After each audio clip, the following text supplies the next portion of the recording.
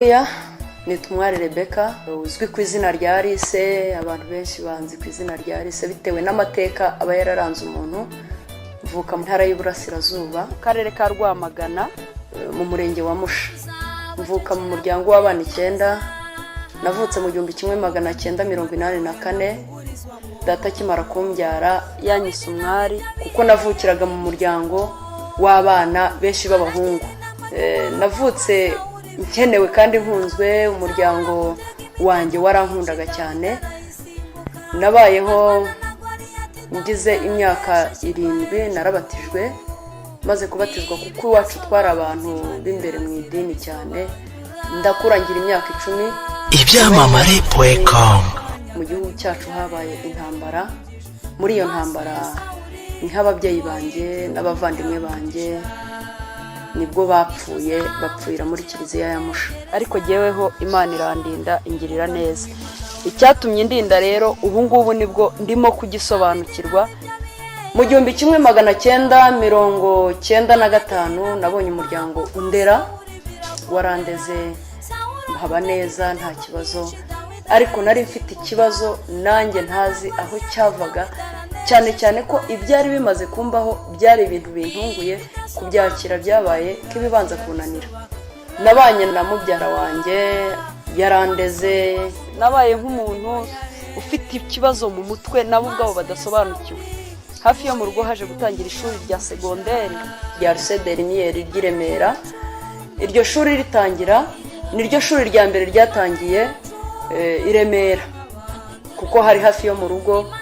Byabaye ngombwa yuko anjyana gutangira nanjye kwiga. Ndabimwemerera. Umunsi wa mbere turi bujye kwiga narabyutse nditegura nk'abandi banyeshuri. Twaragiye tugeze ku kigo tugiye gusaba ishuri. Maze kugerayo nahuye n'ikibazo aricyo shaka kubabwira. Arizo ngorane nagize mu buzima na n'ubu ngubu ari byo bibazo nahuye nabyo. Abantu benshi banyitirira amateka y'ibyo bibazo nahuye nabyo. Mu kujya kwiga kwanjye nagiye nk'abandi bana, nagiye kwaka ishuri nk'abandi bana, njya kwiga nk'abandi bana. Ariko nahuye n'impanuka mu buzima nanjye ubwanjye yantunguye. Ibyambayeho ntabwo iwacu bakoranaga n'abadayimoni, ntabwo iwacu babandwaga, iwacu ndibaterekeraga. Iwacu wari umuryango wa Gikristo. Ariko ibyambayeho nabonye yuko ari impanuka nagize mu buzima. Ibyambayeho ntabwo nabyihamagariye. Tugiye ku ishuri nahuye n'umwana usohoka kwa directeur jyewe ninjira.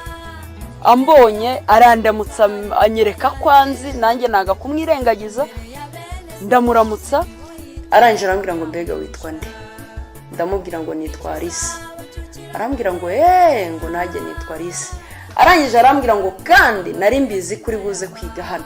Numvise ibyo ari byose ambeshya kuko numvaga ntaho nzi. Narakomeje njya kwaka ishuri. Ndagenda directeur aduha ishuri. Amaze kuduha ishuri narasohotse njya kureba ishuri yaranyoherejemo. Sanga wa mwana yandindiriye ku muryango. Arangije arambaza ngo harya witwa Alice? Ndamubwira ngo nitwa Alice. Arambwira ngo najewe nitwa Alice. Arambwira ngo kandi nari mbizi kuri buze kwiga kandi ni wowe nari ntegereje. Ngwino tujye mu ishuri. Warunzanye yabonye yuko mbonye inshuti. Arangije ansezera arambwira ati sawa bye, genda utangira amasomo kandi ugira amasomo meza. Umwana yaramfashe turagenda dutangira amasomo. Tukigera mu ishuri nasanze intebe zose ziriho abanyeshuri, ariko hari intebe y'inyuma itariho umunyeshuri n'umwe. Arambwira ngo jyewe nawe ndaje dutangire kwiga kandi tuzajya twicara hariya jyewe nawe. Twatangiye amasomo turiga nkurikiranye ubuzima bw'uwo mwana w'inshuti yanjye. Sanga n'umwana uzi ubwenge. Ibyo twigaga adahari yarazaga akabitsinda, ibyo twiza harakabitsinda. Ariko nge nkagira ngo n'ubwenge karemano, n'ubwenge asanzwe afite, n'ubwenge wenda niko mu muryango wabo bimeze, ariko kuko niho ubwenge bwanjye bwashyikiraga. Nabanye n'uwo mwana tubana twiga nta kibazo. Nanjye ntangira kugira ubwenge ariko atari ubwenge mu by'ukuri mfite, ahubwo ibyo baduhaga gukora habe interrogation we yaranyerekaga ku buryo nyitsinda. Yaba ari mu kizami bamushyira muri lokale ya mbere bakanshyira mu ya 5, najyaga kubona nkabona umwana twegeranya mpereje urupapuro, nareba nkabona umukono n'uwarisi. nkibaza aho ruturutse ariko simbiha umwanya munini, ngewe nkasubiza ikizami karometa, nkatangira kugira ngo ibyo ari byo byose nanjye ubwenge narabumenye, naho nta bwenge namenye, ahubwo we afite indi myuka akoresha. Arise nahuye nawe, Arise nabanye nawe, Arise nabaye inshuti. ibyamamare.com.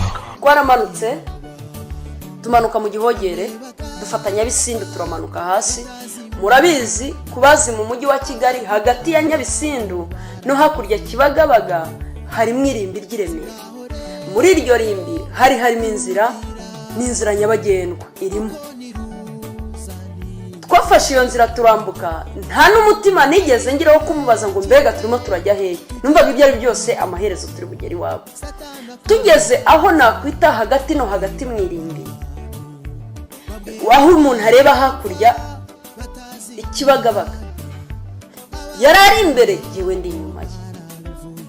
Ibyo mbabwira ni ibintu byambayeho saa yine z'amanywa, ntabwo yewe narose, kuko nararose nabisobanura mu buryo bw'inzozi, nareretswe nabyo nabisobanura mu buryo bw'iyereko. Ibi ngiye kukubwira ubitandukanye no kurota cyangwa se ne kwerekwa, ni ibintu byambayeho yewe saa yine z'amanywa, n'umubiri wanjye n'ubwenge bwanjye n'amaguru yawe. Yarari imbere yewe ndi inyuma, twari hagati no hagati mu irimbi muri kimwe cya kabiri kirimbi. Yarahindukiye areba ku ruhande, arebye hari igituro, hari umusaraba, bigaragara ko hahambwe umuntu. Yarahindukiye arareba, abona hari umusaraba, ava mu nzira twari turimo aragenda ajya kuri wa musaraba. Nasigaye muri ya nzira mpagaze. Ageze kuri wa musaraba yapfukamye imbere y'umusaraba arasenga. Jewe nagize ngo arimo arambeye, kuko kuva twabana nari ntaramubona nabi. Yarapfukamye arasenga, mbona arimo arasenga. Jewe uko nakagize ngo arambeshya, nkamubwira nti nyamara aho hantu ni habi, ni kandi amagini aragufata. Sinkamenye ko ari we gini. Ndakomeza ndamubwira nti amagini aragufata, kandi abadayimoni baragufatira aho ngaho. Amagini yo mu marimba aragufata, ngira ngo mutere ubwoba, sinkamenye uwo ari we. Yarakomeje arasenga, nanjye ngira amatsiko yo kureba ibyo asenga, kuko yaramaze umwanya asenga kandi mbona nta kintu abaye.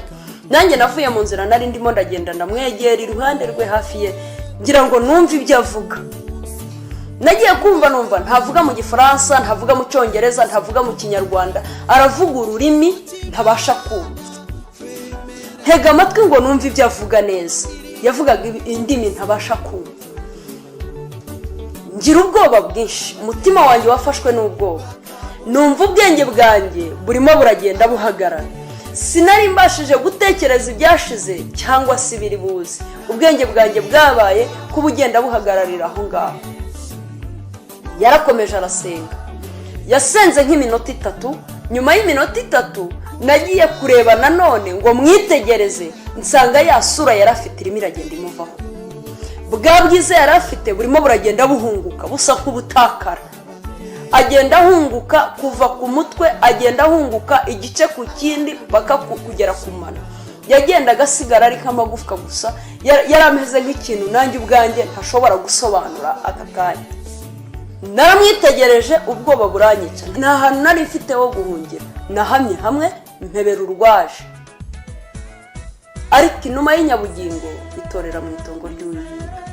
Uko yagasenze amaze guhinduka, yahagurutse aho yasengeraga. Nagiye kubona mbona ahavanye amavi haratigita cyane. Nagiye kubona mbona aho twari duhagaze imbere yaho, aho kuya amavi hari yashije, hamera nk'uko ubona imisozi kwa kundi inkangu iza igacamo umusozi kabiri. Nuko nabibonye n'amaso yanjye, hacitsemo kabiri hariya se. Nagiye kubona mbona ingazi imbere yanjye, mbona ama esikariye. Hari icyo nabonye. Kuva nabana n'uwo mwana w'umukobwa Arise, yaratarambwira nabi, yaratarambwira ikintu kimbabaje, yarahagurutse kuko yari yamaze guhinduka. Nanjye ubwanjye namutinye mbona ko ari ikindi kintu ntazi ubwoko ubwo ari bwo. Arangije amfata ukuboko arambwira ngo cishwa hano. Nagiye kubona mbona ingazi, mbona escalier, yamfashe ukuboko tumanuka twiruka. Ahantu twamanutse iminota 30 nahazamutse umwaka n'amezi ane. Kumanuka biroroha ariko kuzamuka n'izindi mbaraga. Urugero rwa hafi, uzarebe gukora ibyaha biroroshye ariko kubyihana birakomeye. Kugwa biroroshye ariko kwihana birakomeye. Nagiye mfite imyaka 11 nibwo nakundanye n'iryo gini ngire ngo ni umuntu muzima. Nkuko mubibona kuri iyi foto niko nagiye ngana mfite imyaka 11 nuko nguko nanganaga. Ahangaha nari maze icyumweru kimwe ngiyeyo. Ibyo ni ibintu byambayeho sayine z'amama, kugira ngo ubwire abantu ko ikuzimu habaho kandi ushobora kujyayo n'umubiri ibyoroshye. Ariko amasi ni menshi, nanjye hari sinagezemo, kandi iyo si mu minsi 7 nayibayemo n'umubiri wanjye. Ariko nyuma y'iminsi 7 ntabwo nari nkiyibamo n'umubiri wanjye. Twamanutse twiruka, twahuye n'abaje kutwakira. Nageze mu isi y'imyuka mibi, nageze mu isi ya gishitani, nageze mu isi abantu benshi batazi kwibaho, nageze mu isi nshaka kubasobanurira, nageze mu isi iteye ubwoba. Ni isi butira cyangwa ngo buki, bihora ari nko mu kabwibwi. Abari baje kutwakira bari abantu bafite amashusho ntasobanura, ariko hari n'abandi bari bafite imibiri yabo. Narabitegereje n'ubundi ubwoba burangije, ariko nabonaga ko nageze ahantu hadasanzwe cyane, ko n'uwari inshuti yanjye yari yamaze kumpindukana. Namaze kubona yuko ari ibintu bikomeye. Nategereje ikiri bumbeho. Ibyamamare.com ahantu mu kazu gatoya, kari akazu karimo amafirigo gusa. Ayo mafirigo umwe ngiye kubona mbona afashe isiniya iriho icyuma kinini kibengerana, yegera firigo ya mbere. Nari nzi ko bagiye kumbaga, n'ubundi ubwoba nari ngibufite kuko nari nambaye uyu mubiri. Uwa kabiri afata isiniya iriho ibikombe 2 binini, yegera firigo ya kabiri. Uwari ufite icyuma ku isiniya afunguye, ngiye kureba mbona mu duhanga tw'abantu n'amaguru y'abantu n'ibihimba. Yafashe cya cyuma akata inyama ashyira ku isiniya. Uwa kabiri yegereye firigo ya kabiri, afunguye, ngiye kubona mbonamo ibijerekani binini byuzuye amaraso, asuka muri bya bikombe. Dore ko ugiye burya isaza zirya ari mbisi. Bamaze kuzimanira abashyitsi, Arisi yaranyitegereje arandeba, arangije arambwira ngo sawa bye, ntabwo tuzongera kubonana ukundi. Misiyo ye yarafite kuri jewe yarayirangije. Nta n'ikindi kintu nari ngipfana nawe, nta n'ikindi kintu yarakinshakaho. Nagize ibyago mu buzima. Abandi bajya aho hantu babitekerejeho, bagiye gushaka ubutunzi, abandi bagiye gushaka icyubahiro, abandi bagiye gushaka ubwenge. Ariko jewe byarantunguye, ni ibintu byambayeho nkiteguye. Arisi amaze kugenda, baramfashe abagombaga kunyigisha, banyigisha iby'iyo si ngezeho. Nize amateka menshi y'iyo si, banyeretse ibintu byinshi byo muri iyo si. Barambwira ngo bagomba kuntembereza ahantu henshi. Barambwira ngo kandi jewe nzarahirira indahire 6 gusa njye kuba muri Amerika, nzajya gushinga y'idini, kandi iryo dini rizaba ari idini ryitabiriwe n'abantu benshi. Ubu mba ndi umuyobozi w'idini runaka muri Amerika, ndi umuntu ukomeye. Ariko umugambi w'Imana ku muntu ni mwiza, ntabwo ari mubi. Imana hari icyo yari yarantekerejeho kera, mbere yuko ibyo ngibyo bimbaho. Imana yamenye nkiri urusoro mu nda ya mama. Imana nishimwe. Hari ikintu nabonye rero bariho banganiriza. Umwe muri bo yambwiye ko agiye kuntembereza akanyereka isi nagezemo, ngomba kuyiga nkayimenya, kandi nkajya sobanura iby'iyo si neza ku muntu wese ubashije kunsobanuza iby'iyo si. Barantembereje, natembereye ahantu henshi, ariko hamwe muho natembereye, kuko ubu buhamya bwanjye bufata nibura iminsi 3. Muri iyo minsi 3 rero iyi CD ni ntoya cyane, ni ukuvuga ngo ndababwira nibura bimwe mu byo nabayemo no mu byo nakoze, wenda ibindi nazabibagezaho ku gice gitaha. Ahantu hambere bantembereje mu nzu ndende n'ibigira igarukiro cyangwa itarigira simbizi kuko ntabwo nayigenze ngo nyirangize. Ndibuka ngeze imbere y'iyo nzu ku muryango hari handitseho ngo ni mize. Iryo jambo ngo mize cyangwa se ni inzu ndangamurage ya Gishitani. Twinjiye muri iyo nzu nabonye ibintu byinshi. Ndibuka ku gikuta nasanze igishushanyo kinini cyane cya Satani Luciferi n'abamarayika bamuherekeje. Hari handitseho ngo yewe wasiwe ugushije ishyano, kuko Satani akumanukiye, amanutse afite umujinya mwinshi kuko azi ko afite igihe gito ku isi. Narakomeje ndagenda, basobanuriye yuko nguwo ari umwami w'abami, uwo ari utegeka iyo si.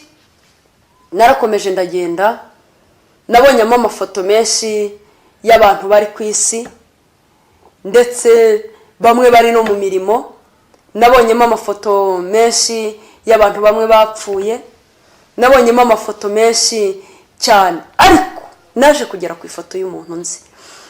Nyigezeho uwo muntu nari mbizi ko yari umuntu w'umukristo cyane mbere y'intambara ya jenoside, niwe wacu. Mugezeho ndavuga no muntu ko ari hano kandi mbizi ko ari no ku isi. Barangije barambwira ngo nubwo ubona ari hano ariko ni intumwa yacu ku isi, kugira ngo tubashe kumukoresha ku isi neza tunyura muri iyi foto, kugira ngo twohereze imyuka imukoresha ku isi bitewe n'icyo dushaka kumukoresha tunyura muri iyi foto. Iyo dushatse kumwoherereza imbaraga tuzohereza tunyuze muri iyi foto. Uwo muntu nkimara kumubona mbajije ibye, bansobanurira yuko ibyo byaha byagiye biba ibyabo, ari byo babahamagariramo, barangiza bikabahesha amafoto yo kubamanika muri ya nzu, noneho bakajya babakoresha banyuze muri ya mafoto, bakabagira intumwa za Satani ku isi kandi ari abantu bazima. Narakomeje ndagenda muri iyo nzu, nabonyemo ibintu byinshi. Ndibuka nageze ku gishushanyo kinini cyane cy'umugore uteruye umwana. Barambwira ngo uyu ureba ni Semiramise ateruye Nimurodi. Icyo gishushanyo bakimbwiyeho ibintu byinshi, bakisobanuriyeho ibintu byinshi. Icyo gishushanyo n'amagingo naya ubajije mu bihugu bimwe na bimwe usanga hari aho bagisenga ibyo bishushanyo, ariko byatugeraho bikatugeraho byitwa irindi zina. Icyo gishushanyo cy'uwo mugore uteruye umwana nabajije amateka yacyo. Iyo bagisobanura bakoresheje Bibiliya, kuko nabo bakoresha Bibiliya. Reka wenda turebe mu byakozwe n'intumwa ibice 19 kuva ku murongo wa 23, turebe icyo Bibiliya ivuga. Ijambo riravuga ngo icyo gihe habaho impagarara nyinshi zitewe n'inzira ya Yesu. Umuntu witwaga Demetiriyo, umucuzi w'ifeza, yacuraga mu ifeza ibishushanyo by'urusengero rwa Arutemi, akungukira abacuzi be byinshi. Nuko abateraniriza hamwe n'abandi bakoraga uwo mwuga, arababwira ati, mwabagabo mwe muzi yuko ubutunzi bwacu buva kuri uyu mwuga. Murareba kandi murumva yuko atari muri Efeso honyine, ahubwo no muri Aziya hafi ya hose Pawulo yoheje abantu benshi akabashuka ati, imana zaremwe n'abantu ntabwo ari imana nyakuri. Nuko uretse ko umwuga wacu wajya mu kaga ugahinyurwa, n'urusengero rw'imana kazi ikomeye Arutemi narwo rwahinyurwa. Kandi iyo abo muri Aziya bose basenga n'abari mu isi yose basenga, yakurwaho icyubahiro cyayo gikomeye. Nabo babyumvise bagira umujinya mwinshi, barasakuza bati, Arutemi y'Abaefeso irasobanuriye kuri iri jambo.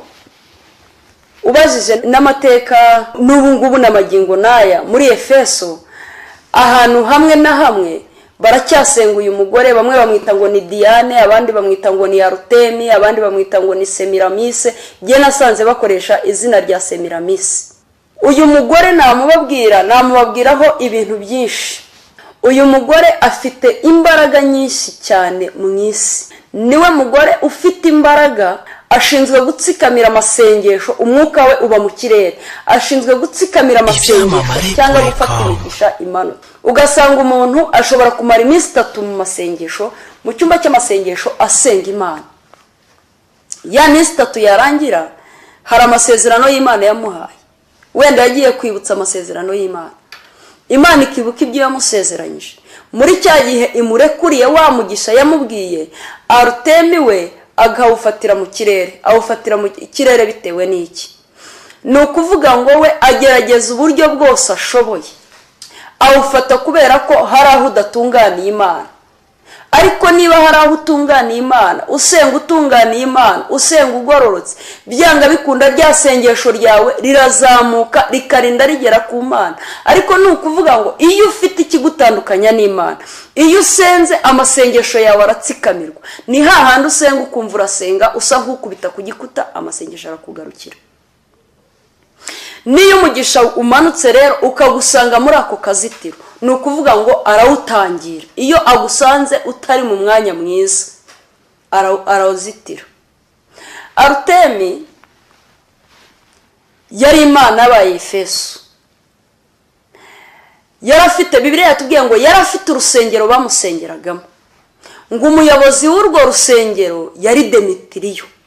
Demetiriyo ngo yacuraga mu ifeza ibishushanyo by'urusengero rwa Arutemi, akungukira abacuzi be byinshi. Igihe kimwe haza kunyura umuvugabutumwa Pawulo, agenda muri Efeso, anyura muri Efeso, agenda yigisha ngo imana zaremwe n'abantu ntabwo ari imana nyakuri. Itorero riza gucikamo kabiri, bamwe bajya ku gihande cya Pawulo, abandi baguma ku gihande cya Arutemi. Ngo icyo gihe ngo habaho impagarara nyinshi zitewe n'inzira ya Yesu.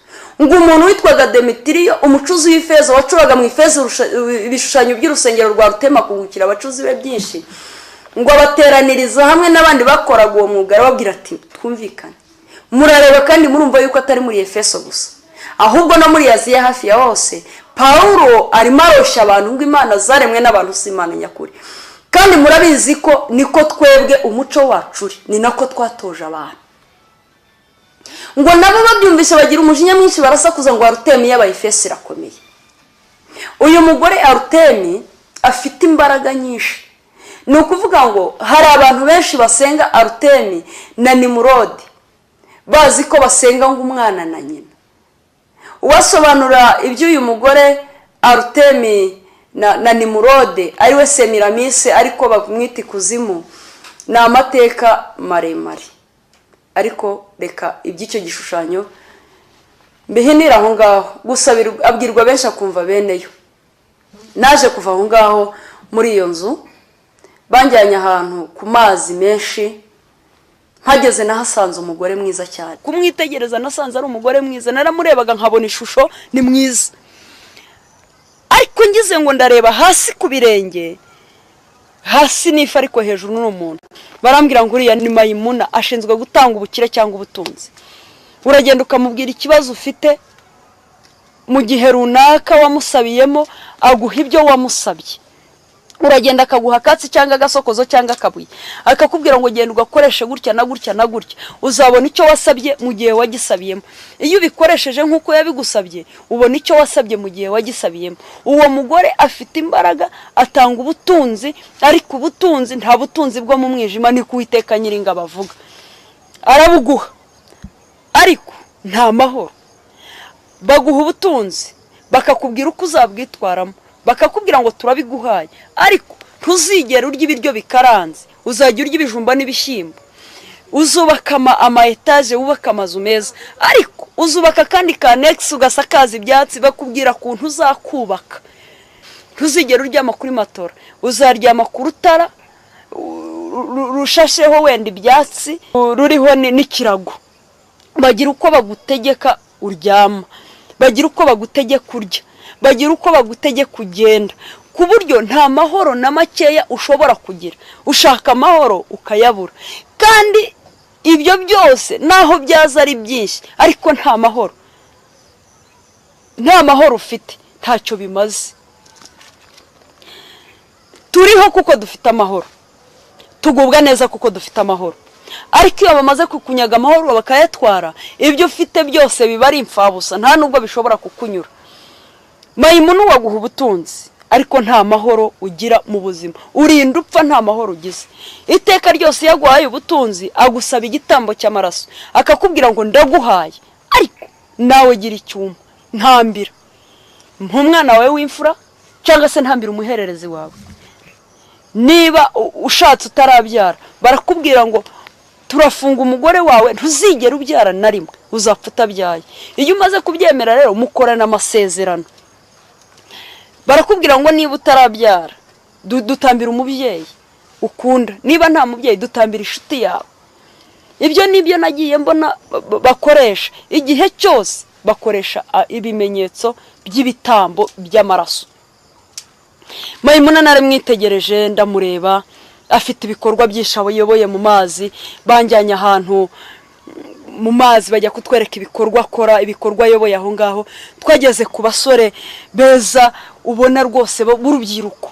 Abo basore ni abarozi baza kurogesha isi amagambo y'amaterme, babaza bafite aho bavuye, bafite ibyo baje gukora ku isi.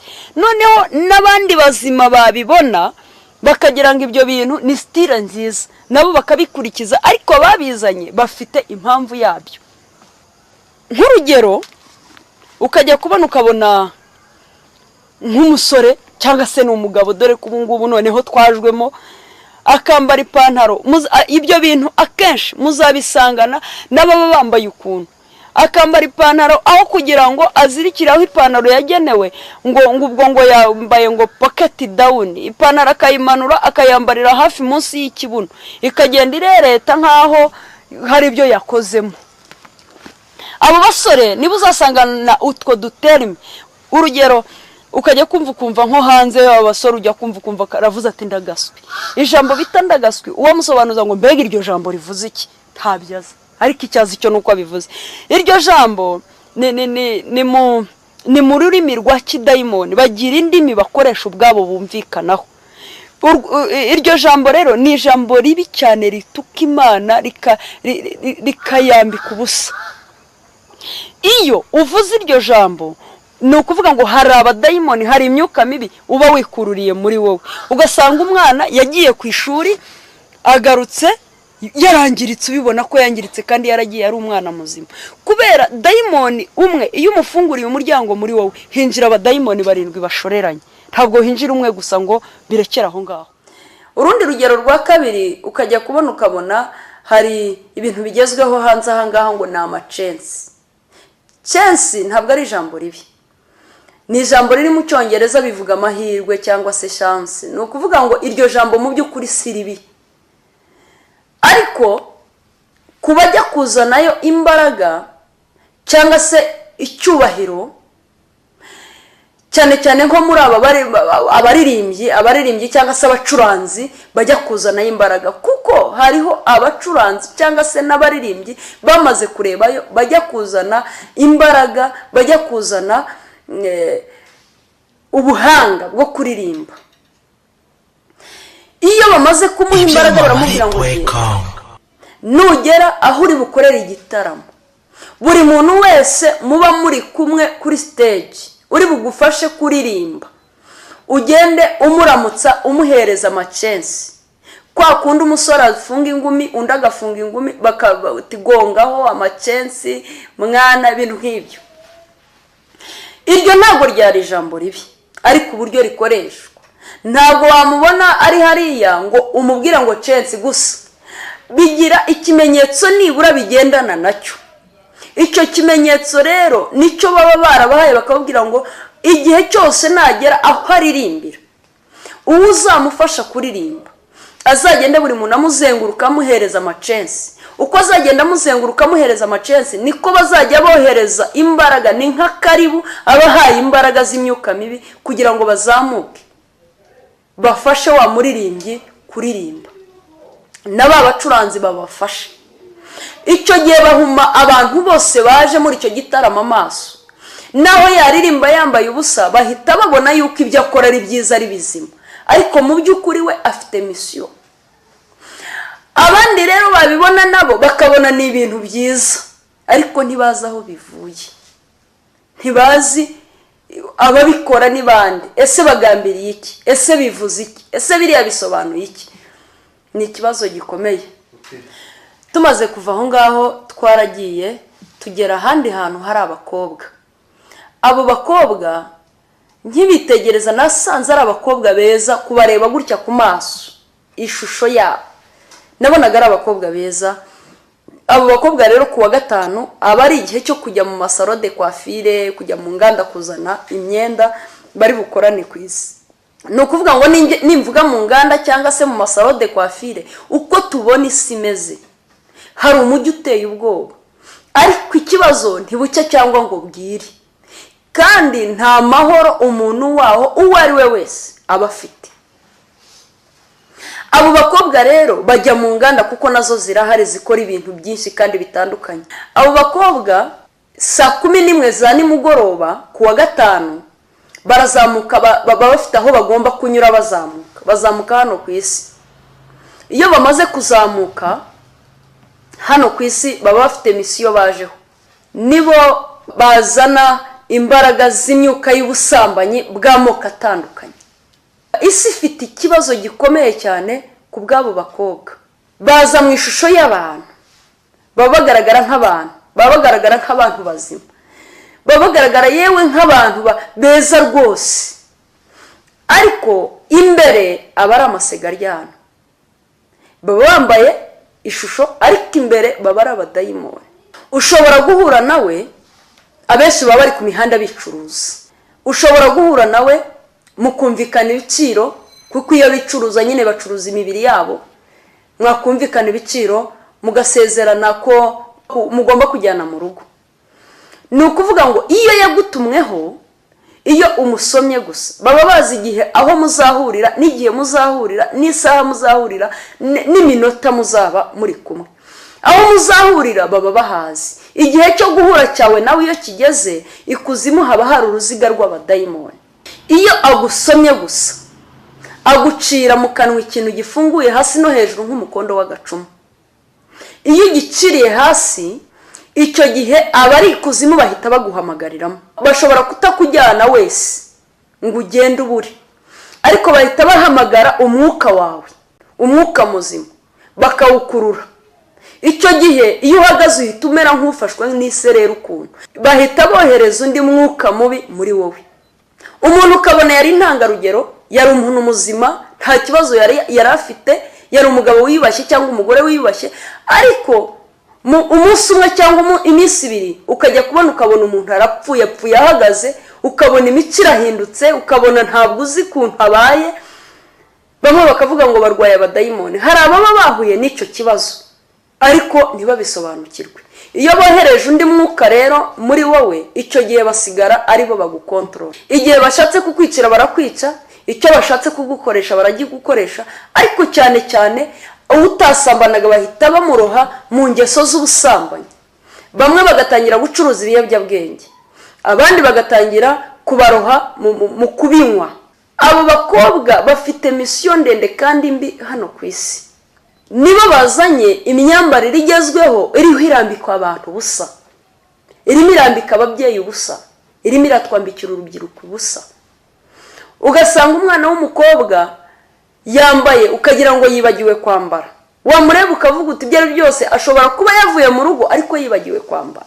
Yagira ngo arambaye nibura ngo yambaye ipantaro ntako atagize, ugasanga yihambiriye yiboshye, ukagira ngo bashyizeho karubone, ukagira ngo bamudekaritse. Bo bafite misiyo, barimo barazana imyambarire iriho irambika abantu ubusa. Abantu barimo baragenda ku musozi bambaye ubusa, ugasanga umuntu yambaye umukondo wazi, umukondo uri hanze, n'umwana w'umukobwa utegereje ejo heza hazaza, ategereje umusore uzamubenguka, ariko amabere ari ku gasozi, ikibero cyose agitwaye ku gasozi. Bibiliya ikavuga ngo umusozi uri mu mpinga ntujya wihisha, turi inzandiko zisomwa n'abantu bose. ni ukuvuga ngo uwo musore uzakurambagiza azabanza arebe niba ufite indangagaciro z'umunyarwandakazi. Ugasanga ababyeyi, umubyeyi aruzukuruje, afite abuzukuru, afite abakwe, ariko wareba imyambarire ye, yambariye abakubusa, yambariye abuzukuru ubusa, yambariye abana b'ubusa, arimo arabaha ingero. Uwo mwuka urimo urakora cyane bikabije, kandi uwo mwuka wazanywe n'abo bakobwa nasanze aho ngaho. Bo bazanye iyo myambarire bafite misiyo. Abandi nabo babireba, ejo ugasanga yambaye ubusa ngo ni modeli zigezweho, ariko ntabwo ari modeli, ahubwo bo bafite misiyo bajeho hano ku isi.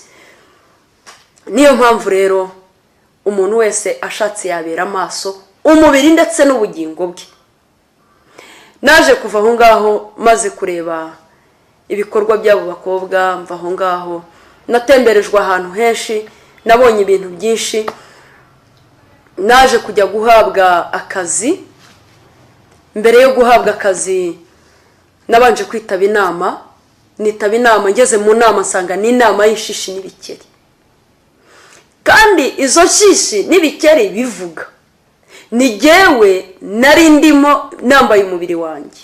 Ngiye kumva numva urushishi ruravuze ngo none ko nibitinda ari si uyu nguyu bizamenyekana ko abaha, kuko umuryango we numubura bazashakisha. Nibashakisha bazagwa kuri ba bantu basenga wa mugabo. Uwo mugabo bavugaga na wundi ni Yesu Kristo, kuko iyo ugezeyo kuvuga izina rya Yesu ntabwo bishoboka.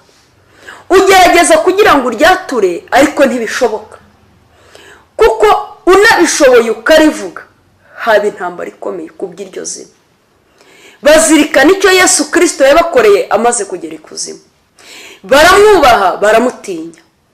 Iyo ugezeyo rero ukigerayo bwa mbere, ikintu cya mbere bakubaza, bafite umubabaro n'agahinda kenshi, barakubaza ngo tubabarire, utubwire izina rya wa mugabo uba hejuru iriya. Izina baba bakubaza narindi ni Yesu. Ni ukuvuga ngo iyo wibuka inyuguti imwe ntabwo wibuka iya kabiri, ushakisha inyuguti ya kabiri ukayibura kugira ngo ubashe kuvuga Yesu. Ni ibintu bikomeye, nako ntibinashoboka. Ntabwo bishoboka ko ushobora kuvuga izina Yesu iyo umaze kugerayo.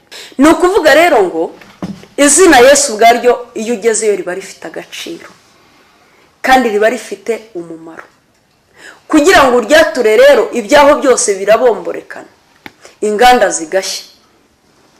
Urushishi rero rwaravuze ngo ba bantu basenga wa mugabo nibamara kumenya ko ari aha ngaha bazahamagara wa mugabo azamudukura mu maboko. Hari icyo twakora. Igikeri ubwacyo kiravuga ngo noneho nanjye nemeye kwitanga kugira ngo ninjire mu ishusho ye. Murabizi ko ishusho y'umuntu atari we muntu. Ninjire mu ishusho ye nzamukane nawe ku isi, ariko ubugingo tubusigarane. Murabizi ko ishusho y'umuntu ntabwo ari we muntu. Bankozemo abantu babiri b'umuntu umwe. Ndabaha urugero. Iyi ni sede, ari ikirimo imbere cyitwa sede.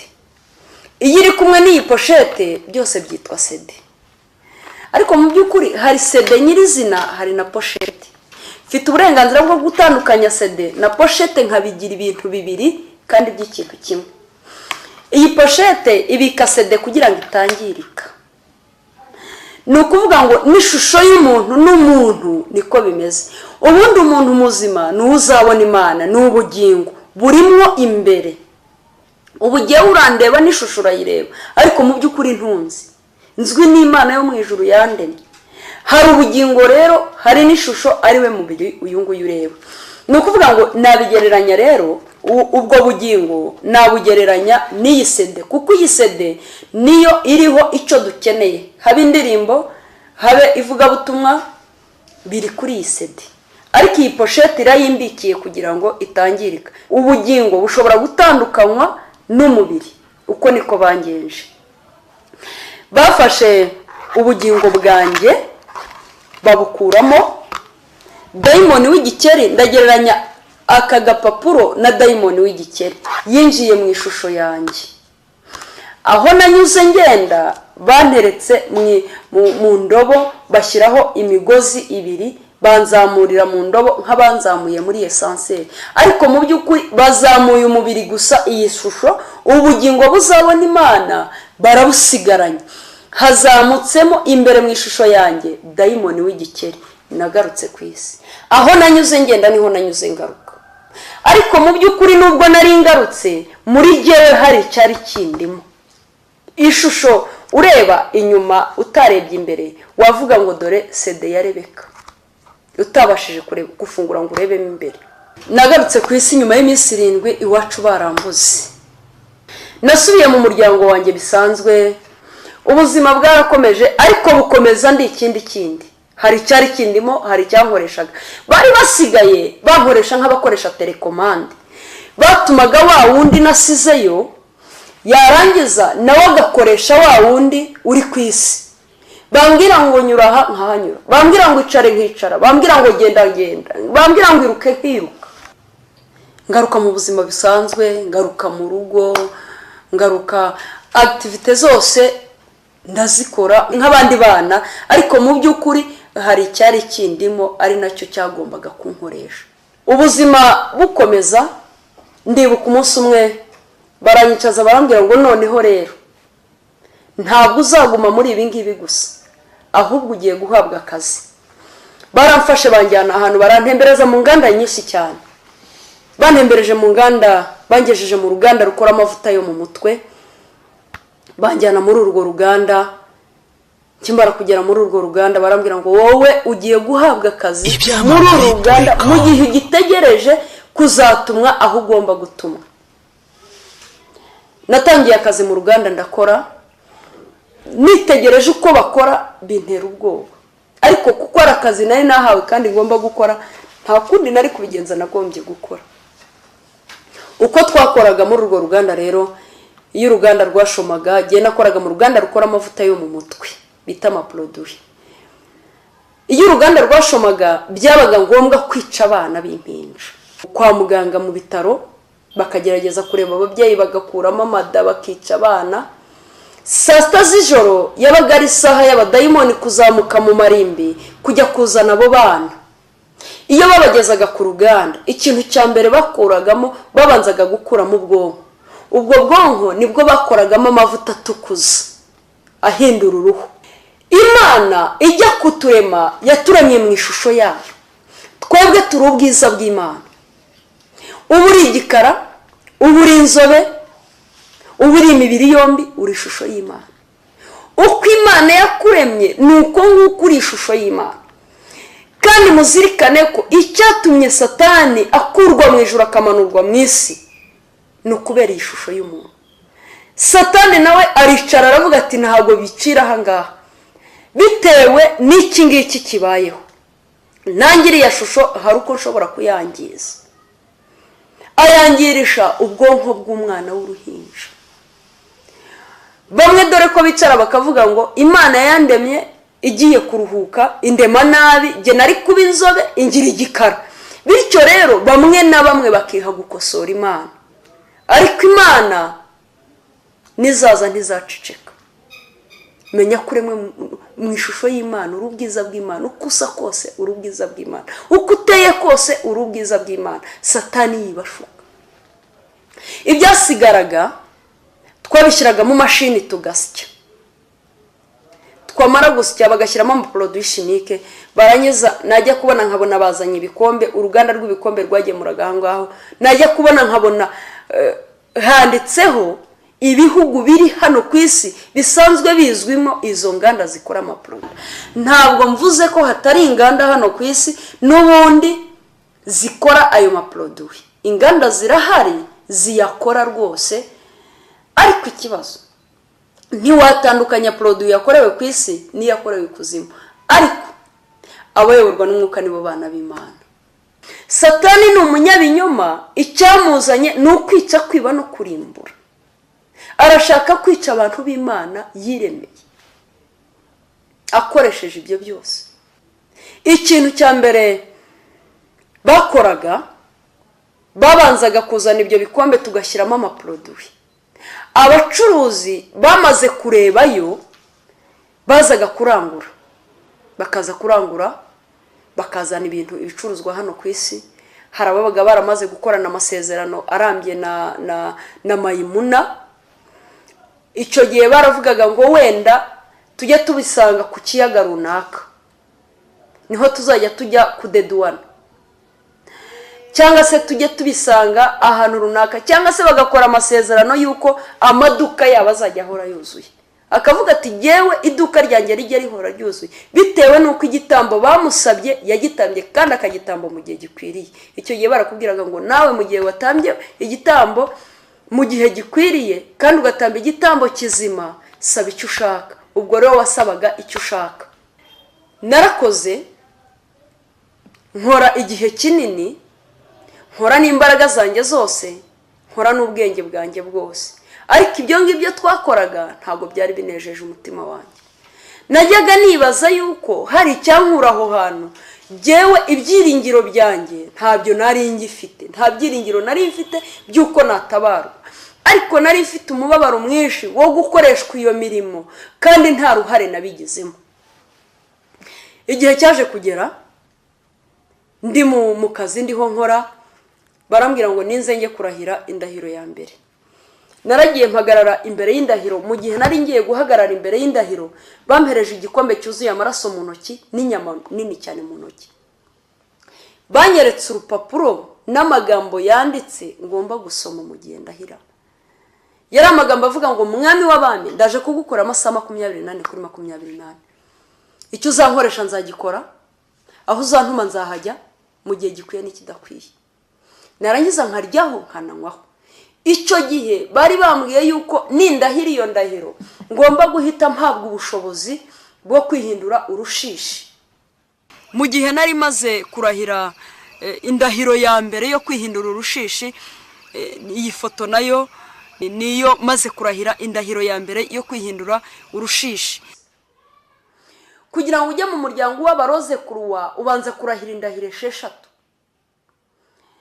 Iyo umaze kurahira izo ndahiro 6 uhabwa ubushobozi. Umurozi wa mbere ku isi n'umupfumu wa mbere ku isi baba mu gihugu cya Nigeria. Ababirirwa baturoga batubeshya badutobera udufu tw'ipusi n'imbwa n'utwatsi, aba nabo bakorera Satani batazi. Cyokora bafata umwuka mubi w'ubugome bakawumwoherereza. Bamara kumwoherereza akaba umugome mu buryo atiteguye, agatangira kuroga no kwica abana muri quartier, kwica abantu muri quartier. Ari ubugome bumuhanzeho gusa, nawe akorera Satani atazi, nta kindi gihembo abitegerejemo. Uwo mwuka w'abaroze kuruwa ni umwuka ukomeye cyane. Iyo urangije indahiro z'abaroze kuruwa urahira indahiro zo kujya muri Framaso. Umuryango w'abaframaso naho rero urahira indahiro 6 zose hamwe zikaba indahiro 12. Ubu uri umukozi wa Satani ku isi wemewe. Iyo ugeze ku ndahiro ya 11 uhabwa imbaraga, ukaba wava mu Rwanda ukajya nko muri Amerika udateze indege, ugenda mu buryo bwa gishitani. Ni ukuvuga ngo aho uzagera mu gihugu uzageramo cyose, umuntu uzakwakira azaba ari umuframaso. Uwo muzicarana, uwo muzaganira aba ari umuframaso. Uwo mwuka wa framaso ni umwuka ukomeye cyane. Ni umwuka ushaka ko amadini yose aba idini rimwe, aterana akaba idini rimwe. Uwo mwuka uza wiyoberanya nk'abantu b'Imana, ariko mu by'ukuri bafite undi mwuka bakorana nawo. Ariko ntushobora gupfa kubimenya utari mu mwuka w'Imana. Uwo mwuka ni umwuka ukomeye cyane, uri hurindagiza abantu benshi cyane. Ariko ndagira ngo mbatangarize yuko ibyera byose ntabwo ari amata. Nagombaga kurahira indahiro kugira ngo mpabwe uwo mwuka wo kwinjira muri Rose Kuruwa. Naragiye ngi imbere y'indahiro ibyamamare.com nijyaho nkwaho mpita mpabwa ubushobozi bwo kwihindura urushisha ako kanya. Maze guhabwa ubushobozi barambwiye ngo ninze batangire bantume. Batangiye kuntuma rero, barambwira ngo bagiye kuntuma ku isi, kandi nibantuma ngomba gukora ibyo bantumye. Hari ahantu hari umukozi w'Imana ari harigisha inyigisho zo kubohoka i Remera hafi ya Rufa Palace. Hari ahantu ku kaitaje umukozi w'Imana ariho arigisha hasi muri kave yigisha inyigisho zo kubohoka.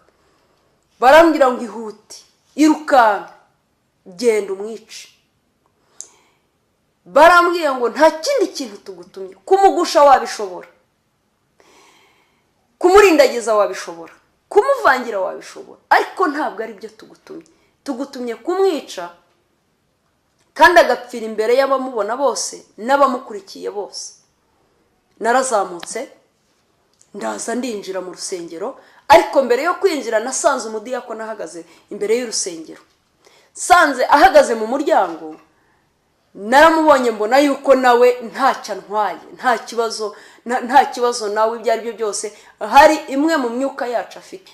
Cyane ko hari aho twageraga wabona umudiyakoni ahagaze ku muryango gusa, ukajya kubona ukabona yambaye imbaraga nyinshi cyane, wamureba ntubashe kumenya uwo ari we, ukabona ni ikintu cy'umucyo kiri aho ngaho, ntabwo wamenya uhahagaze, kandi uwo mucyo ukakurasa ukwigizayo. Icyo gihe iyo wabaga watumwe gutera iryo torero, ntabwo wabashaga gukora ibyo bagutumye, ahubwo warakataga, iteraniro rigatangira urungukira mu madirishya rikarinda rirangira, ugataha na raporo ijyanye. Aho rero bari bantumye, nagize amahirwe yuko wari uwahagaze nawe yari afite imyuka imwe mu yo twakoreshaga, yari ayifiteho. Yaranyinjije, arandamutsa, ambikaze, ndamubwira nti noneho kuko nshaka gukizwa, ndashaka kwegeraho numva neza ijambo ry'Imana. Yaranyihutishije cyane, aragenda anyicaza ku ntebe y'imbere aho ndeba abakozi b'Imana neza. Maze kuhicara, iyo nageraga mu rusengero nabanzaga kubara inguni z'urusengero. Buri nguni nayihagarikagamo umumarayika wa Satani n'inkota yaka umuriro, abo twabitaga abarinzi. Ku muryango nawoherezaga uwo bita cyambuzi, yabaga afite uburoso ashinzwe guhanagura umuntu wese usohotse. Ukaza mu rusengero ukumva ijambo ry'Imana, ugafashwa, ukumva birajyamo neza, ukumva rwose urabyumva neza, ukumva byagufashije. Wagera ku muryango cyambuzi niho yabaga arindiriye abakristo basohoka. Yabaga afite uburoso agahita guhanagura, agahita ibyo wumvise byose abikwambura, ukagera hanze uri vide nk'uko winjiye uri vide. Cyakora akaguzigira ijambo nafashijwe, ukagera hanze wumva wafashijwe, wumva rwose ibyo wize byagufashijwe, ariko utibuka naho basomye. Ibyagufashije ntubizi, ariko icyuzi cyo nuko wafashijwe. Ku ruhimbi twawoherezaga uwo bita Rutindangezi na Nyirakagenza. Uwo Rutindangezi na Nyirakagenza babaga bashinzwe guteza amagambo y'amangambure ku ruhimbi. Niba umukozi w'Imana ahagaze agiye gusoma ijambo ry'Imana, niba agiye gusoma muri Zaburi, ugahita umuvangira, yajya kuvuga Zaburi akavuga ati dusome muri Muzehe, kandi Muzehe nta gitabo agira muri Bibiliya. Yajya gusoma mu byakozwe n'intumwa, agasoma mu byakwiswe n'inkuba. Igihe cyose iyo Rutindangezi na Nyirakagenza babaga bahawe ikaze kugira ngo bahagarare ku ruhimbi, nabo babaga bafite icyo bagomba gukora kubijyanye no kuvangira umuvugabutumwa. Icyo gihe n'umwaho ngaho rero nari naje iyo myuka yose nyifite. Iyo ijambo ry'Imana ryatangiraga, icyambere nabanzaga guteza imyuka mibi mu bakristo, ngateza gufashwa ntibahinduke, ngateza kwibazanyaho, ngateza kurondora ingeso z'umwigisha bazirondorera mu mubiri. Igihe cy'ijambo ry'Imana ngateza abana kurira. Ababyeyi bose bafite abana, buri mwana mwegera munosha, buri kana nkanosha, utwana tukaririra rimwe mu rusengero, kugira ngo ba nyina cyangwa se base batumva ijambo ry'Imana. Umuntu akaba yamara ukwezi, amezi abiri, ndetse n'umwaka ujya ugeraho, umuntu adashobora kumva ijambo ry'Imana, kandi niba hari ubuhanuzi butavangiye nibi. Umuhanuzi ashobora guhanura, Satani akamuvanya, ariko si uko abatatu. Ariko ibyamamare.com n'ubuhanuzi butavangiye. Icyo gihe rero icyo nakoraga, nakoreshaga uburyo bwose nshoboye ku buryo ndindagiza abantu imitima imwe mu gihe cy'ijambo ry'Imana nkayisohora. Bamwe nkatangira kubatekereresha ibyo basize, abandi bagatekereza ama business bahozemo, bagomba guhita bajyamo, abandi imitima yabo nkayizindura nkayijyana mu mago, bityo ugasanga urusengero rwose nubwo rwuzuye abantu ariko abantu ntabahari, bagiye mu buryo bw'umwuka. Nkimara kwinjira aho rero, iyo myuka mibi yose natangiye kuyikoresha. Hari aho twitaga muri narisezereye. Muri narisezereye ni muri za ntebe z'inyuma mu rusengero. Iyo ijambo ry'Imana ryatangiraga, twakoreshaga uburyo bwose dushoboye kugira ngo nibura dutangize ibiganiro muri za ntebe z'inyuma. Abakristo aho gukurikira umwigisha imbere, ahubwo bagakurikira ibiganiro biriho bitangirwa inyuma. Igihe rero nari mfite iyo misiyo yo kwica uwo mukozi w'Imana, iyo myuka mibi yose nari nayiteje, nayikwirakwije aho nagombaga kuyikwirakwiza hose. Umukozi w'Imana ahagurutse agiye kwigisha, ntuma umwuka umwe ngo ahere imbere undi ahere inyuma, bamutera amacumu bahurije mu mutima, aruka amaraso agwa aho ngaho. Iyo aruka amaraso akagwa aho ngaho, hari icyo twari twateguye.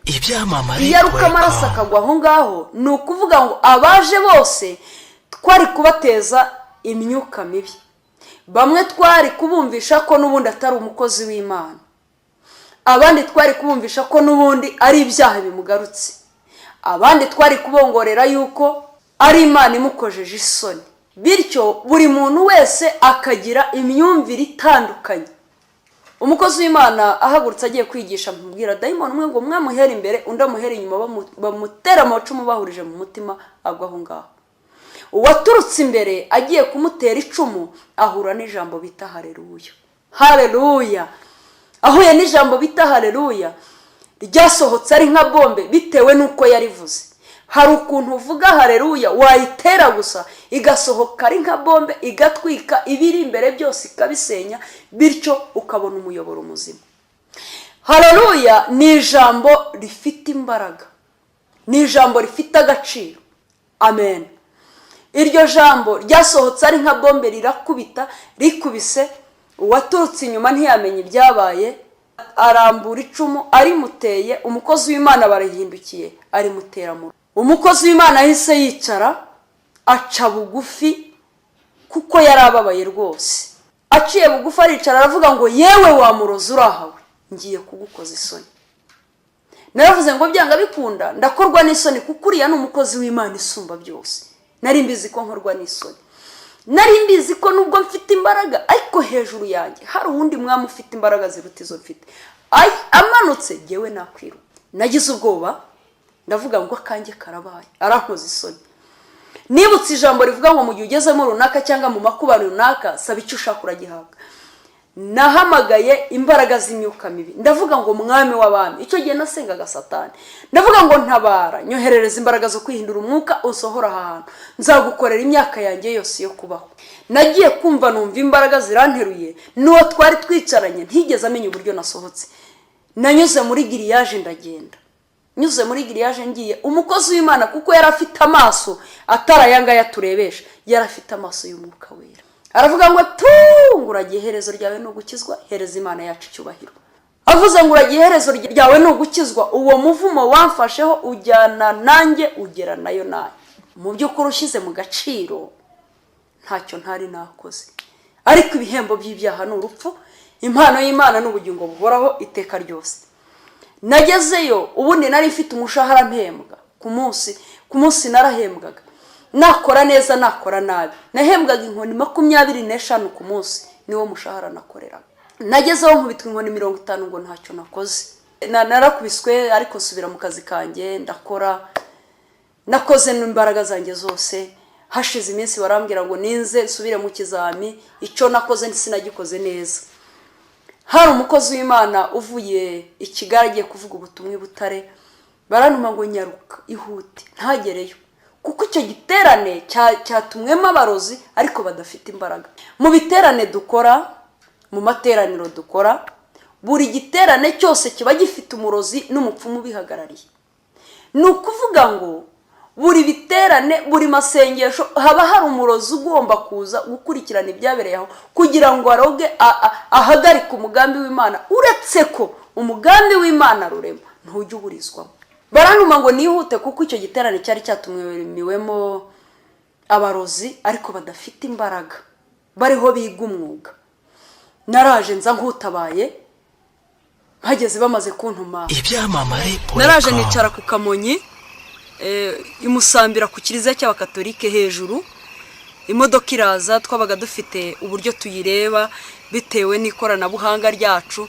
Imodoka iraza igeze aho ngaho hafi, ngira dayimoni ngo agende apfuke mu maso shoferi, narangiza afate vora, imodoka yiyobye igwe munsi y'umuhanda. Uko niko byagenze bitewe n'imbaraga nari mfite.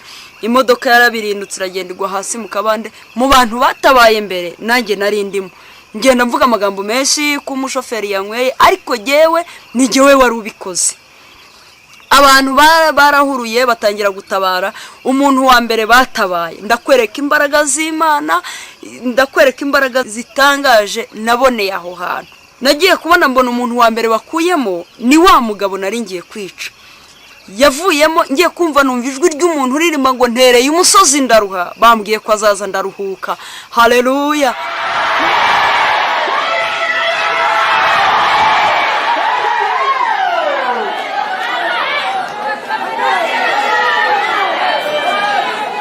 Numva arimo araririmba cyane, ngize ngo ndamumbura amaso ngo ndebe, sanga ni wa mukozi w'Imana nari ngiye kwica.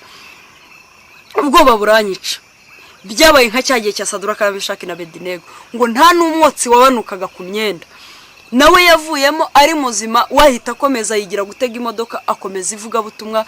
Bajyaga batubwira ngo naho abantu 5,000 bapfa, ariko na wa wundi umwe gusa usenga agapfamo nta kibazo. Ni ukuvuga ngo umuntu usenga niwe ufite agaciro wenyine, abandi bo ntacyo babatwaye, igihe cyose bashakiye barabica. Ubwo yarakomeje yigira kuvuga ubutumwa, nanjye ndagenda mu by'ukuri ushyize mu gaciro. Ntacyo ntari nakoze, nari nakoze uko ubushobozi bwanjye bungana, uko imbaraga zanjye nari mfite zingana. Ariko nagezeyo barambwira ngo ntacyo nakoze, kandi muri gihe numvaga ntako nagize. Nakubitwaga inkoni 25 ku munsi. Uwo munsi barazikubanka, bankubita inkoni 50.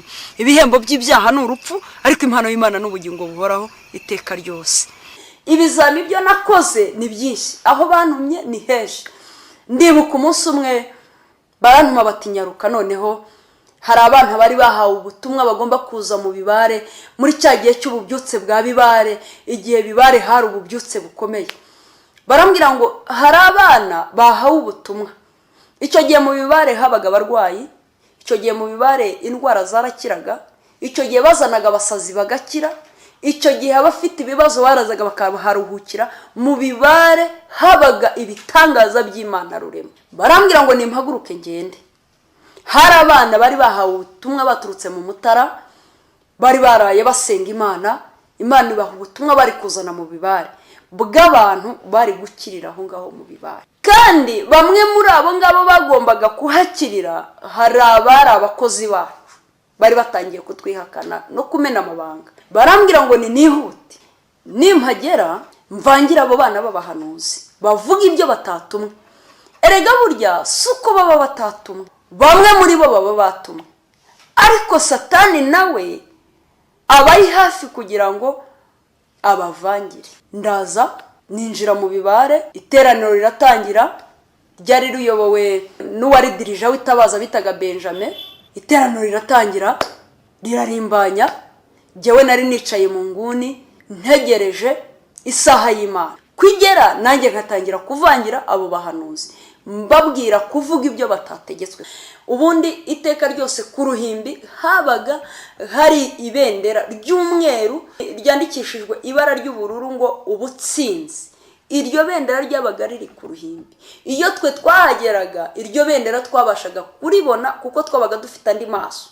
Hari aho twageraga iteraniro rigatangira ibendera ryunamye, rikarinda rirangira ricyunamye, bigaragara ko igihugu cyacitsemo igikuba. Iyo igihugu gifite ikibazo, ibendera rirunama, girirwa ryunamye, ntabwo rizamurwa ngo rigere hejuru.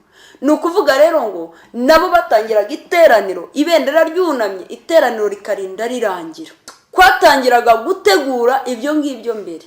Ni ukuvuga ngo twakererezaga abakristo.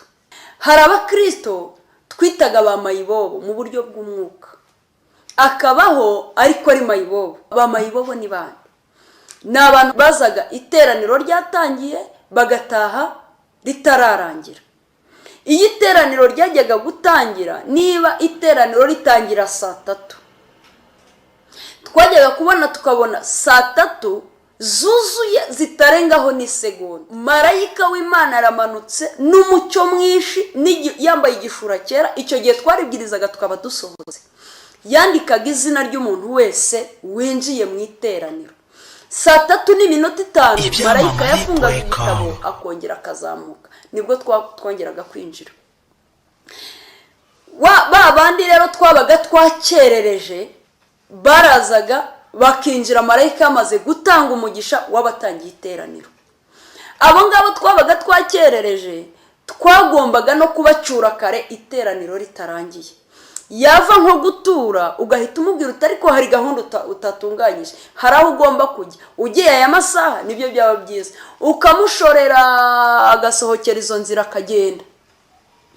Iyo iteraniro ryabaga rirangiye bariho basezeranaho batanga umugisha kubaje, basenga basaba Imana umugisha kubaje mu iteraniro. Twajyaga kubona tukabona marayika n'ubundi wa mu marayika arongeye aramanutse. Icyo gihe twarasohokaga akandika izina ry'umuntu wese urangije iteraniro, yarangiza akazamuka. Ugasanga ari umugisha w'abatangiye iteraniro ntuhari, ari n'umugisha w'abarangije iteraniro ntuhari. Icyo gihe twatwitaga amayibobo mu buryo bw'umwuka. Nta hantu na hamwe uri, cyokora uragenda nyine uriragira ikicyura. Mwene abo ngabo mu iteraniro babaho.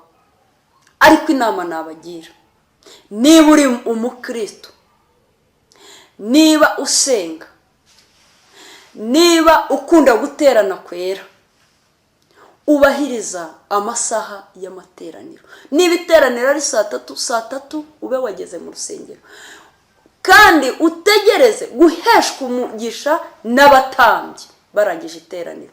Kuko uriya mugisha abatambyi bahesha iteraniro, uriya mugisha uba ufite aho wanditse kandi uwo mugisha urawuhabwa. Ibyo nibyo nabonye.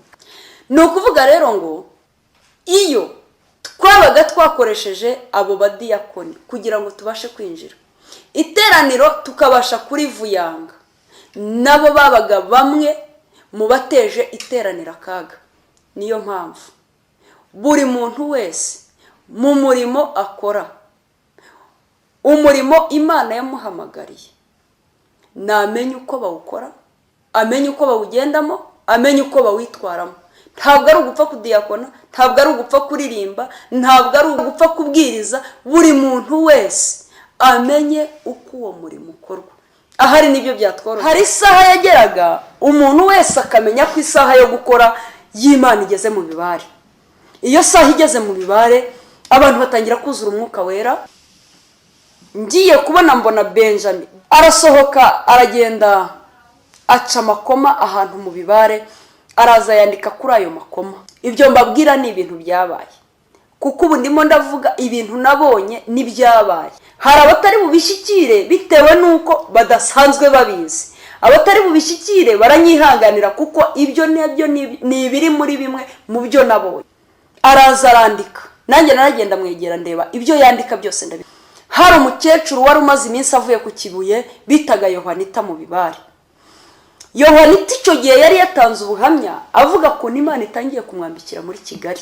Hari ahantu wenda njya nababwira ubwo buhamya bwatambutse cyangwa iryo shimwe rya Yohanita, bakibuka ko icyo gihe iryo shimwe ryatambutse bahari, bakibuka n'ikintu cyahabaye aricyo ngiye kubabwira.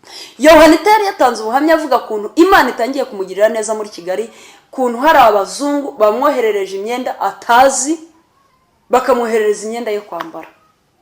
Yohanita mu gihe Benjamin yandikaga ayo mandiko yahise ahaguruka aravuga ngo Imana yo mu ijuru irambwiye. Burya mu ijuru hari Imana ivuga. Aravuga ngo Imana yo mu ijuru irambwiye ngo abana bafite imyaka kuva kuri 12 kumanuka hasi bafite impano y'ubuhanuzi nibahaguruke. Mu bantu bahagurutse bwa mbere mu iteraniro ni jyewe uhagurutse bwa mbere. Ndahaguruka kuko jyewe nari mfite mission ndiho. Maze guhaguruka n'abana bandi nabo barahaguruka. Bamaze guhaguruka baraduhamagara ngo nitwigire imbere, turaza duhagarara imbere y'uruhimbi. Baratangira barasenga. Yohanita aravuga ngo aba bana Imana imbwiye ko ari bo bari busobanura aya mandiko. batangiye gusenga Imana, baratangira barasenga. Mu gihe basengaga nagiye kumva numva mpindutse ukundi kuntu bitewe n'imbaraga z'amasengero. Numva ibintu bitangiye kundya, ndishima ahantu hose, ibintu bitangira kunosha kandi nkumva ndababara. Sinari kuvuza induru, ahubwo nigiriye inama yuko nava muri abo bantu, kuko imbaraga bari bafite zari nyinshi zamiraga izo nari mfite. Bari bafite imbaraga z'Imana isumba byose. Nubwo nibwiraga ko mfite imbaraga, ariko bari bafite imbaraga zirenze izo mfite. Nasubiye inyuma ndagenda nicara aho nari nicaye, ariko umwuka w'Imana ntahishwa kandi ijisho ry'Imana rireba hose. Kimara kwicara bana baraje baza birukanka bari mu mwuka w'Imana, mu mwuka wera. Barangije barangota batangira gusenga Imana. Mu gihe batangiraga gusenga Imana, natangiye kumva umuriro urimo umanuka untwika. Numva ndimo ndashya, numva ndimo ndakongoka, numva ngiye gushira, ngiye kuvuza induru. Nibuka ko hari ahandi ngomba gutabariza. Nimva ijwi rimbwira ngo wakongeye ugatabaza ko noneho ahari watabarwa. Nibuka ijambo rivuga ngo mu gihe ugezemo runaka saba icyo ushaka. Ndavuga ngo mwami w'abami. Muri icyo gihe nahamagaraga ubwo Satani. Ndavuga ngo mwami w'abami, mbabarira ntabaranyoherereza imbaraga unsohora aha hantu. Nzagukorera imyaka yanjye yose yo kubaho. Niko ibyiyumviro byanjye n'ibyibwiro byanjye niko natekerezaga. Niko byari biri. Mu gihe navugaga gutyo, nagiye kumva numva imbaraga nyinshi cyane, numva ni imbaraga zimanutse zinjira muri jyewe. Numva imbaraga nyinshi zo kurwana mu rusengero.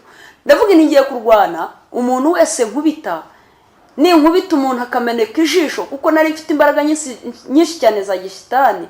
Ninkubita umuntu akameneka ijisho, baramuhugiraho, inzira isigaye n'imwe imbere yanjye niyo kwirukanka. Nta yindi nzira. Iyo nza kugira imbaraga cyangwa se uwo nakoreraga iyo aza kugira imbaraga mu by'ukuri, mba naragumye aho ngaho nkahangana n'izo mbaraga. Ariko bigaragara yuko atontoma, ariko nta mbaraga afite Satani, nta bushobozi afite. Iyo imbaraga z'Imana zimanutse wariruka.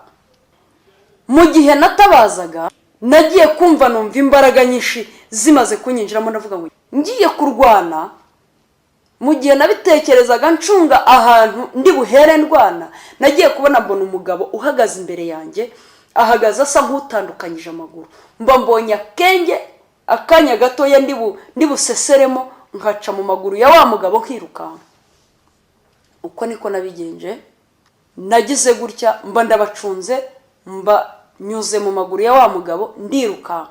Nanyuze mu muryango, haba umurwayi, haba umurwaza, haba umunyamasengesho, habe umuhanuzi, bose dusohoka mu rusengero twiruka. Icyo kintu mu bibare cyarabaye.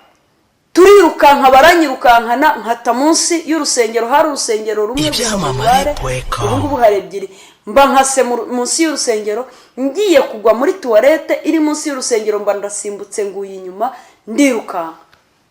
Narirukanse nambuka hakurya La Parise Nyandungu, bo basubirayo, nanjye nkomeza gahunda yanjye. Muri make rero ibyo nakoze ku isi, ibyo nakoze ibintu byinshi, nakoze akazi kenshi, barantumaga. Ariko ndibuka umunsi umwe bankura muri departement nari ndimo, bashyira muri departement yo kugenderera abantu nijoro baryama. Babandi baryama babyuka bagasanga bafite uburimiro, baraye kandi baraye bose. Twarazaga twasanga baryamye, ukamubyutsa ukamuhamagara ukamujyana, mwagera mwirimbuka muhereza isuka kararahinga nka saa 9, akabatuye ikivike cyangwa umubyizi we. Warangiza ukamucyura ukagenda ukamugeza mu buriri, akinjira mu ishuka akaryama, nawe ukigendera. Nahawe imbaraga nyinshi rero ntari busobanure. Gusa baje kumpamagara njya kurahira indahiro ya kabiri, aho nawawe ubushobozi bwo kwihindura igikeri. Maze guhabwa ubwo bubasha, nari mfite ubushobozi bwo kuba nakwihindura urushishi aho ngeze hose mu gihe nshaka cyose. Nari mfite n'ubushobozi bwo kwihindura igikeri aho ngeze hose mu gihe nshaka cyose. Hari ifoto mfite maze kurahira indahiro ya kabiri, nayo ni iyi ngiyi. Imirimo yanjye rero yarakomeje. bantumye ahantu gucukura imihanda, gutangira gucukura imihanda. Ni ukuvuga ngo iyo umukozi wa Satani yabaga yamennye amaraso, akamena amaraso ahantu, byabaga ngombwa ko badutuma bakatubwira ngo mwihute nimugende mutabare. Icyo gihe badutegekaga gucukura umuhanda, tugacukura byose kugeza hasi mu ndiba. Ni ukuvuga ngo bya bindi byose aho yamennye amaraso hose tukabijyana. Bangaga iki? Bagiye babona ingaruka zikomeye cyane z'uko umukozi wa Satani yamennye amaraso bakayahihorerera. Iyo ikirenge cy'umukozi w'Imana, cy'umunyamasengesho, cy'umuvugabutumwa, ikirenge icyo ari cyo cyose cy'umuntu usenga Imana, iyo kihakandagiye kigakandagira hantu hari umuntu wa Satani wamennye amaraso, ni ukuvuga ngo iyo apfukamye asenga, igihe cyose iyo apfukamye asenga, ya masengesho asenga ashobora kugenda akagera kuri wa muntu akamubohoza, akaba yamugarura ku isi kandi atabizi. Ni ukuvuga rero ngo nta muntu ukinasenga. Niyo mpamvu badutumaga ngo tugende byose tubicukure hatazakandagira ikirenge cy'umuntu w'Imana.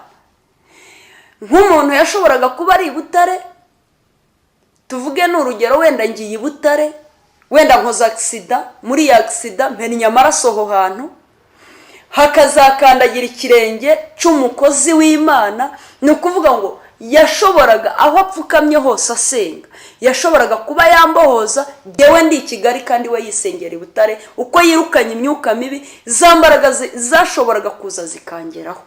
Niyo mpamvu rero badutegekaga kugenda tugacukura iyo mihanda. Hari ahantu henshi badutegekaga kugenda ducukura bitewe n'uko wenda hari umukozi wa Satani wagize ikibazo akaba yamena amaraso ye ku isi. Nkivuga rero ibyo abantu baryama babyuka bagasanga bafite uburimiro. Hari abandi baryama babyuka bagasanga bafite amaraso mu ntoki ndetse no mu kanwa, baraye babarisha inyama z'abantu bapfuye. Abo bantu barahari cyane cyane ko mu biterane njyamo hirya no hino, hari abo nsanga baragoswe n'iyo myuka mibi. Hari abandi baryama babyuka bagasanga barasaze, bafite indasago. Hari ubwo batwara ayo maraso yabo bakajya bayabahamagariramo, bahita bayoboherereza dayimoni w'inyatsi wihuse, bagahita babatereza imyuka mibi mu muryango, imyuka mibi itandukanye. Hari abandi baryama bakarara basambana, nta bagore cyangwa abagabo baryamanye, basambana n'imyuka mibi. Ushobora gusambana n'umwuka mubi ukabyara n'umwana w'uwo mwuka mubi.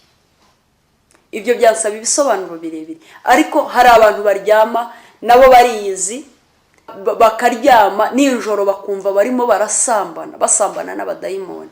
Nabaha ingero nyinshi z'abantu bagiye baryamana n'abadayimoni kandi bakabyarana nabo. Hari n'abandi baryama bakararana n'abantu babo bapfuye, baganira nabo. Umuntu wapfuye nta burenganzira na buke aba afite bwo kubonekera umuntu muzima. Cyakora dayimoni ashobora kwambara ishusho y'umuntu wawe wapfuye akaza kukubonekera kugira ngo akubuze amahoro, agukure mu mwanya wari urimo, akurindagize. Ariko umuntu wapfuye nta burenganzira bafite bwo kugaruka ku isi. Ubwo rero ku bantu bibaho, dayimoni yirukanwa mu muntu no gusenga no kwiyiriza ubusa. Icyo gukora ubwo ngubwo muracyumvisha. Hari n'abagira gutya bajya kuryama akagira ngo Bibiliya iyi ngiyi irarinda. Bibiliya ni ijambo ry'Imana, Bibiliya ni intwaro, Bibiliya ni inkota. Ariko iyi nkota utayikoresheje ntabwo yakwikoresha. Cyakora Satani aje kugutera, ukavuga uti Satani handitswe ngo, Satani ubwe aribwiriza akagenda. Bibiliya iyi ngiyi rero utayikoresheje ntabwo yakwikoresha. Hari abaryama bakisegura Bibiliya ngo ubwo ngubwo bararindwa nibura na Bibiliya, bakagira ngo dayimoni naza arabatinya kuko biseguye Bibiliya. Bibiliya ntirinda, ahubwo harinda ijambo risohotse mu kanwa kawe uribwira Satani. Icyo gihe abo bantu bisegura ama Bibiliya akenshi baryama badasenze. iyo yajyaga gusenga avuye nko muri salo yari afite imbaraga yumva agiye kujya imbere y'igitanda agasenga, yageraga imbere y'umuryango w'icyumba cye ugahita umuteza intege nke n'ibitotsi byihuse. Yajya gusenga ukamusengesha amagambo yo gutuka Imana kubera umunaniro umuteje. Yajya gusenga agasenga amasengesho avuga ngo Mana ndagushimiye kuko nakurinze, Imana iguha umugisha. Amasengesho nk'ayo ngayo y'ubupfapfa, ayo ngayo nayo iyo yasenze gutyo atiza umurindi Satani wo kugira ngo yohereze imyuka mibi kurara ikurindagiza. Abandi bakajya kuryama akavuga ngo reka mbe nirambitseho gato mu kanya ndi bubyuke nsenge. Icyo gihe ugahita umuteza ibitotsi by'ubupfapfa. Aho ngaho rero niho twaheraga tubasha gukoresha wa muntu.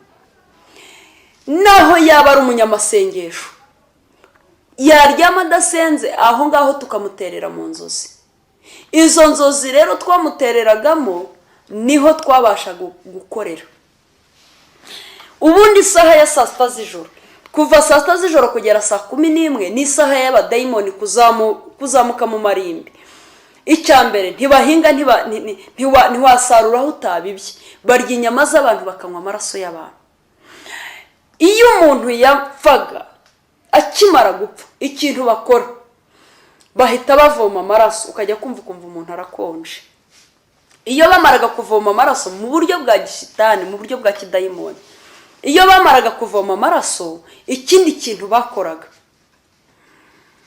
boherezaga abadayimoni bo kurinda umurambo w'uwo muntu, ariko byaterwaga n'umuntu wari we. Hari urupfu rw'umukiranutsi, hari n'urupfu rw'umunyabyaha. Iyo umuntu yapfaga ari umunyabyaha nibwo bahabwaga ubwo bushobozi cyangwa se izo mbaraga zo kugira ngo bamuvome amaraso. Iyo yapfaga ari umunyabyaha bahitaga bohereza abadayimoni bo kumurinda. Abo badayimoni barindaga bagerana kwirimbi nawe bakimurinze. Saa sita z'ijoro isaha y'abadayimoni kuzamuka mu marimbi kuzana inyama, wa muntu niwe baheragaho babaga bakajyana inyama mu mafirigo nizo barya. Ariko ubugingo bwabaga bufite aho bwagiye. Iyo umuntu yapfaga ari umukiranutsi, hari abakiranutsi b'Imana. Iyo umuntu yapfaga ari umukiranutsi agapfa yihannye ibyaha n'ibicumuro bye, twajyaga kubona tukabona akiva mu mwuka. Icyambere, iyo umukiranutsi yajyaga gupfa, twebwe twumvaga yuko umukiranutsi apfuye. Baratwoherezaga ngo nituze dutate chance nibura ko twagira n'akantu kamwe tumukuraho. Iyo twazamukaga twahageraga abamarayika b'Imana bahageze. Ni ukuvuga ngo iyo umukiranutsi apfuye, iyo akiva mu mwuka, hari abamarayika bahita bamanuka bakava mu ijuru bakaza kumurinda. Iyo babaga bamaze kuhagera, nta dayimoni n'imwe yashoboraga gukorosinga aho ngaho ari. Nta mudayimoni n'umwe washoboraga nibura kurunguruka umurambo we. Nta mudayimoni n'umwe washoboraga kureba niba ari nde wapfuye, kuko habaga hagoswe n'icyubahiro cyinshi cy'Imana. Hari abamarayika benshi bamugose. Uwo muntu yarindaga agera ku munsi wo gushyingurwa, hari abamarayika bakirinze umurambo we. Iyo bamugezaga ku irimbi, natwe twabaga turi aho ngaho dutegereje ko nibura twabona akanya gatoya ku buryo nibura tumutera. Wa muntu tukaba twamukuraho akantu kamwe, haba naho wamukuraho urwara ntacyo, baragushimaga. Iyo twageraga ku irimbi, hari icyo nabonaga cyanejeje umutima wanjye, cyanteye n'icyifuzo gikomeye, nkavuga ngo uwama nanjye nkapfa nk'abari abantu, nubwo bidashoboka. Nari nzi ko bidashoboka, ariko nkavuga ngo uwama nkapfa nk'abari abantu. Iyo twageraga ku irimbi, twajyaga kubona tukabona abamarayika n'ibishura byera benshi cyane baramanutse, bafite ibyuma bya muzika, bamwe bafite amafamfara, abandi bafite ingoma, bakamanuka benshi cyane bakamanuka bakaza aho ngaho bakazenguruka wa murambo wa muntu muri serikeyi. Twajyaga kubona tukabona abandi bamarayika babiri bamanutse mu mva hasi n'ibishura byera, kandi habaga hari umucyo uteye ubwoba, bakamanuka hasi muri serikeyi. Nibo ba mbere bakiraga umurambo, nibo ba mbere bururutsaga umurambo. Mu gihe abo mu muryango barimo kuririmba basezera ku murambo, bamarayika bamanukanye ibyuma bya muzika nibo babaga bariho badirija bantu bariho baririmba. Byabaga ari ibirori bibereye amaso. Barangiza gushyingura, abo mu muryango baratahaga, bamarayika tukajya kubona tukabona bose barazamutse, hasigaraga bamarayika babiri barinze umurambo wa muntu. Barawurindaga, nta dayimoni n'imwe yashoboraga nibura kurunguruka aho wa muntu aryamye. Ntabwo byashobokaga, ntabwo byabagaho. Barindaga umurambo mpaka umubiri ushenye bakabona kuzava aho ngaho.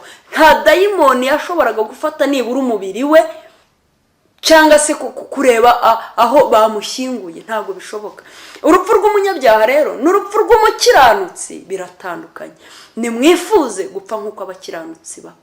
Nyuma y'ibyo bikorwa byo gucukura imihanda n'ibindi byose bimwe mu byo mwagiye mwumva, ndibuka umunsi umwe bazana inkuru y'incamugongo bakigikuba ngo hari abantu bagiye gusenga ngo kandi bateguye amasengesho y'iminsi 7 ngo niba yasenga twese turapfa. Ni ukuvuga ngo hari abantu bajyaga basengera ku isi, uko basenze, uko bahamagaye imbaraga z'Imana, ikuzimu bimanuka ari nk'ibibombe bikubita bishwanyaguza. Ni ukuvuga ngo ntawe ukinasenga. Iyo abantu basenga bari mu mwanya umwe, bahuje umutima, basengera Imana mu kuri no mu mwuka, ni ukuvuga ngo hari ibintu byinshi bipfa, hari n'ibindi byinshi bikira. Icyo gihe byari 97 hafi 98, ubwo itorero rya Pentecote ADPR ryateguraga amasengesho y'iminsi 7. Ndabyibuka baje bavuga bati rero bari abantu murabizi ko ntibakinishwa, aya masengesho niba yasenga twese turangirika. Bateguye uburyo bwo kurwanya ayo masengesho. Jewe ndavuga ibyo nakoze, jewe aho banyohereje gukora. Banyohereje gutera abantu mu mago yabo, cyane cyane abanyempano. Barambwiye ngo ningende abanyempano mbatere ku buryo mbakerereza ayo masengesho. Bamwe na bamwe mbasibye ku buryo bataza muri ayo masengesho. Bityo nibataza mu masengesho, babandi bajya batura ari uko bababwiye ngo niki niba cyature ngo nakiriya. Bityo barabura ubabwira ngo nibature, basenga n'ibyaha. Gusenga kwabo rero ntago kuri bwumvwe. Ni muri urwo rwego bansabye ko ngomba kuzamuka kandi nkakorana imbaraga. Igihe amasengesho yagombaga gutangira, bari bateguye uburyo tugomba kuyarwanya, kandi mu by'ukuri twabonaga nituyarwanya muri ubwo buryo batubwiye, ayo masengesho turi buyarwanye bikemera, kuko buri muntu yari afite icyiciro ashinzwe kurwanya. Mu gihe nagombaga kuzamuka, byari mu gitondo, bari batubwiye ko tugomba kuzamuka saa 12 za mu gitondo, tukazamuka kujya aho bagiye badutuma hirya no hino. Uwo munsi amasengesho ari butangire, Imana yo mu ijuru ibera abantu bayo maso. Icyo gihe amasengesho ari butangire, habaye mu gihugu cyose, habaye za nibature zidasanzwe. N'umuntu utari usanzwe abyuka muri nibature uwo munsi yarabyutse. Iyo umuntu yagutanze aba yagutanze, agukoresha icyo ashaka.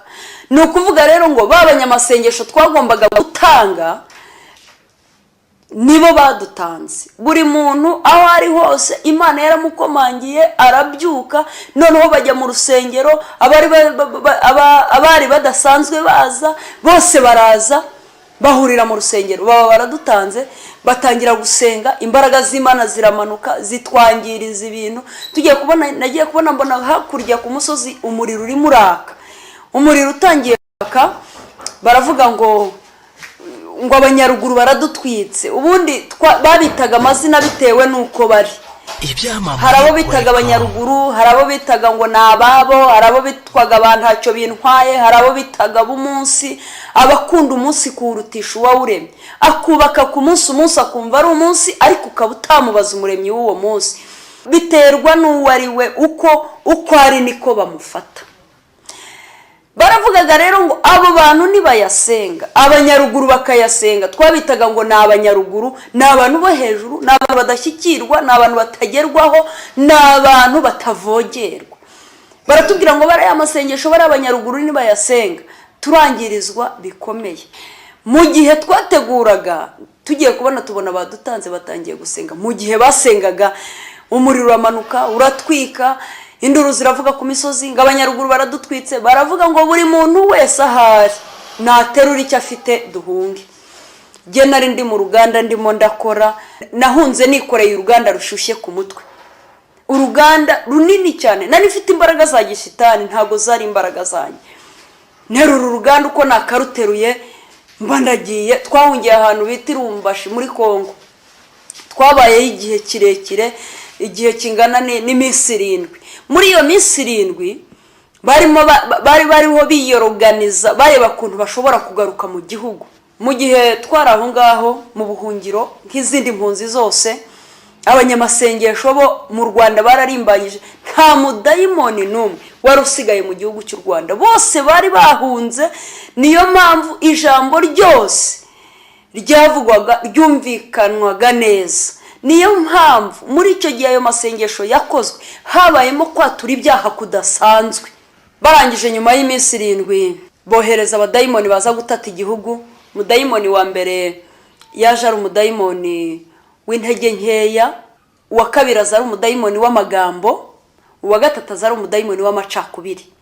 Abo badayimoni batatu nibo bohereje gutata igihugu ngo barebe ko babanyamasengesho uko bahagaze. Mu gihe bazaga babanje bashyira imbere uw'intege nkeya. Araza asanga abantu barangije amasengesho, kwa kundi umuntu arangiza amasengesho kugira ngo abone izindi mbaraga, barabaza babasutsemo intege nkeya. Handi yagahagurukiye ngo asenga, yahaguruka kumva rwose nta mbaraga. Uwa kabiri yaje ari umudayimoni w'amagambo, afatanya na za ntege nkeya abasutsemo amagambo. Babandi basenganaga batangira gusenyana, babandi baturiranye ibyaha batangira gusubiranamo. Haba haje dayimoni wa gatatu, dayimoni w'amacakubiri. Babandi basenyeraga ku mugozi umwe, ubwabo batangira gufatana mu makote bararwana. Aba dayimoni batatu nibo baje barabazengereza. Baraje rero babyina ko banesheje batsinze. Baraza baravuga ngo nidutahuka igihugu bakigize umusaka. Nibwo twatahukaga, ndavuga mu isi y'imyuka mibi, nibwo twatahukaga. Turaza dusanga ahantu hose byabaye nk'ikirunga cyarutse, ahantu hose umuriro warahageze, kandi hari ibintu byinshi byagiye byangizwa bitewe n'ayo masengesho yasenzwe. Twaratangiye dusana ibyangijwe n'intambara. Nibwo bamamagaraga ngo njye kurahira indahiro ya gatatu. Mu gihe najyaga kuyirahira nageze ahantu mu kazu gatoya, banshyira ahantu mu kazu gatoya, ngikinjiramo nasanze inyoni, hari inyoni yamennye amaraso. Barambwira ngo iriya nyoni yamennye amaraso ku bw'abana bayo. Iyo nyoni bayigereranya nka Yesu Kristo. Iruhande rw'iyo nyoni hari igitabo kinini cyanditseho ngo ni Larusi. Nagombaga kurahira, narangiza nkagisoma inshuro 42, niyaturiraho imivumo iri muri icyo gitabo. Nkiyaturiraho iyo mivumo inshuro 42. Namara kwiyaturiraho iyo mivumo iri muri icyo gitabo, narangiza nkarahira. Mu gihe bamperezaga igikombe ngomba kurahiriraho, iyo ndahiro ntabwo mba naravuye. Ubundi yari indahiro yagombaga kumboha. Bampitishijemo urupfu nzapfa umunsi namenye ibanga rya Satani. Ndeba impfu bampitishijemo mbona nta rupfu nzi. Ndangije mpitamo urupfu ruvuga ngo nimena ibanga ryawe nzayengera imbere y'umuryango wanjye n'abambona bose, umubiri wanjye uzahinduka amaraso. Bagiye kumpereza igikombe ndahiriraho, igikombe ngiye kugifata kirancika kirameneka. Birashoboka ko Imana yo mu ijuru yamenye nkiri urusoro mu nda ya mama, yarezi ko ibyo bintu bizambaho, ariko ikaba yari yaranateguye inzira izanyuramo intabara. mu gihe bamperezaga icyo gikombe ijuru naryo riraterana ribona ko ari byiza kugira ngo ntabarwe, kuko igihe nari mbayemo igihe cy'amagorwa, igihe cy'agahinda, igihe cy'imibabaro cyari gihagije. Hari ubwo igihe kiba igihagije ku muntu Imana ikabona ko igihe cyo kumutabara kigeze. Icyo gikombe kinshitse kimenetse induru ziravuga ngo nanze kurahira, bahise bamfata banjyana ku mwami wabo. Abamarayika bamanukanye na Satani Luciferi mu ijuru nibo ba personnel kuzimu, nibo batanga imirimo, nibo baba bashinzwe ibikorwa byose bikorerwa. Bangejejeyo, banjyanye muri etage ya gatatu mu cyumba cya 333. Bangejeje mu cyumba cya 333, umwami nasanze ahicaye andebye aranyitegereza aravuga ngo wowe ntacyo mfite kumukoraho, kuko ijuru ryavuze ngo ubaho byanga bikunda ubaho. Iyo bakugejeje imbere y'abanyarukiko bashaka icyo bagukoraho bakakibura, kuko ijuru ryo ryonyine ryavuze ngo ubaho. Ashaka icyo nkoraho arakibura, ariko mu by'ukuri suko yari akibuze, ahubwo nuko hari ijuru ryari ryatekerejeho. Akibuze abuze icyo nkoraho arababwira ngo cyokora banjyane ku mwami mukuru ukurikirana na Satani Luciferi mu magrade. Bangejeje arandeba aranyitegereza arababwira ngo nibanjyane hakurya mu gashyamba banzirike ku cyuma gishyushye gitukura, bityo ndemera kurahira. Bazana urupapuro ngo nsinye basi ko narahiye, nafata ikaramu kugira ngo nsinye biranga, mfata ikaramu kugira ngo nsinye biranga. Baranjyanye banjyana hano hakurya hari icyuma gishyushye hano mu gashyamba baranzirika. Mu gihe banzirikaga hahise haterana inama y'ishishi n'ibikeri n'inzoka. Mu gihe byateranaga banzura yuko bagomba kunyica ku munsi wa gatatu saa sita z'ijoro, bakanyica ku isi nkibagirana, iwacu bakanshyingura bazi ko bashyinguye umuntu muzima, kandi igihe naragiye kera. Mu gihe banzuraga ko bagomba kunyica hari ikijuru ryantekerezagaho. Dayimoni ushinzwe guteza uburwayi bahise bamwohereza ngo nazamuke yinjire mu ishusho yanjye, yishushanye mu ishusho y'uburwayi. Nyuma y'iminsi 3 bazohereza dayimoni w'urupfu. Dayimoni w'urupfu azaza yinjire mu ishusho yanjye anyice. Namara kunyica iwacu bazanshyingura bazi ko bashyinguye umuntu muzima. Ushobora gupfira mu gihugu cy'u Rwanda ukagenda ukazukira nko muri Amerika ibikorwa bigakomeza. Iyo ni yindi myuka wenda nari gusobanura, uretse ko nta mwanya nzabisobanura wenda ku gice kindi gitaha nzasohora. Mu gihe natekerezaga ko ibyanjye birangiye, iyo nama yo yari irimo nayo iriho itekereza, ariko n'ijuru naryo ryari ririho ritekereza icyo ryankorera. Bamaze kunzirika, bamaze kohereza dayimoni mu ishusho yanjye, uwo baziritse yari ari kuzimu, ariko ku isi hari ishusho yanjye. Dayimoni bamaze kumwohereza mu ishusho yanjye, yinjiye mu ishusho mwumva. Yinjiyemo nahise nikubita hasi, nari ndi mu mbuga iwacu mu rugo, nikubita hasi. Maze kwikubita hasi, abari bahari baraje baranterura banjyana ku mudokiteri twari duturanye bita Gasuke Emmanuel, ahantu iruhande rwa Alpha Palace hejuru muri etage harimo dispenseri. Bangeje yansuzumye asanga ndwaye malaria y'imisara 2 kandi ntarwaye, ari amayoberane ya Satani kugira ngo anyice. Umunsi wa mbere, umunsi wa kabiri, umunsi wa gatatu nari ndi muri koma, ariko uwo mudokiteri akimara kubona ko ndi muri koma yahise anyohereza CHK. Ngeze CHK nabaye y'iminsi 3 ndi muri koma.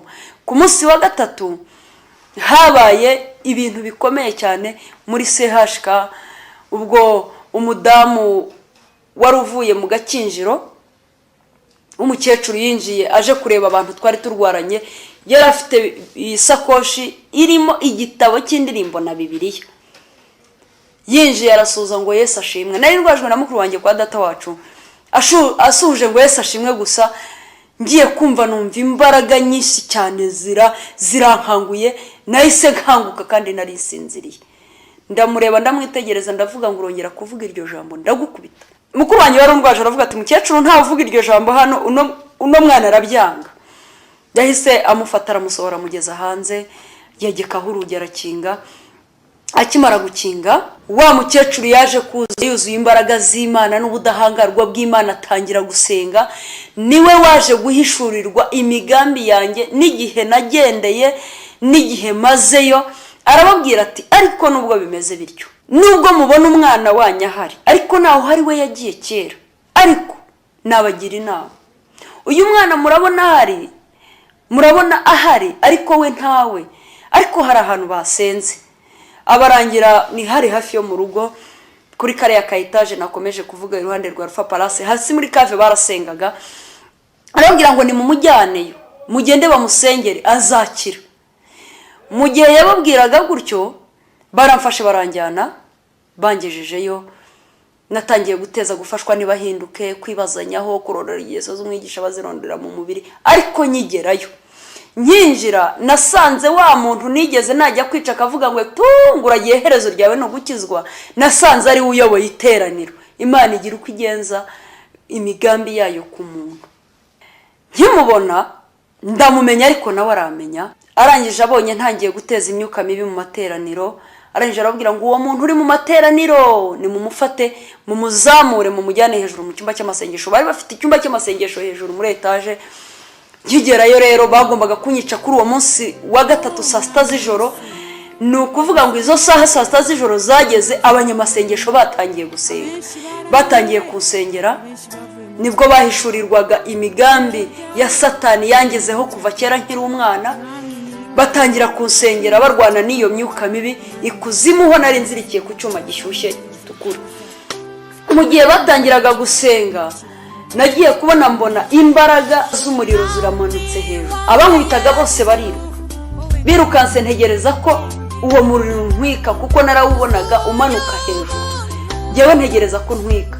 Umuriro uramanuka mwinshi, bo mbona barirutse bagiye kure cyane. Wa muriro ukumanutse aho kugira ngo ntwike, ngiye kubona mbona uramanutse utwitse imigozi yose yari imboshye. Imigozi yose yari nzungurutse yose irashya. Ngiye kumva numva imbaraga muri gezo kuzamuka ntafite aho nzamukira.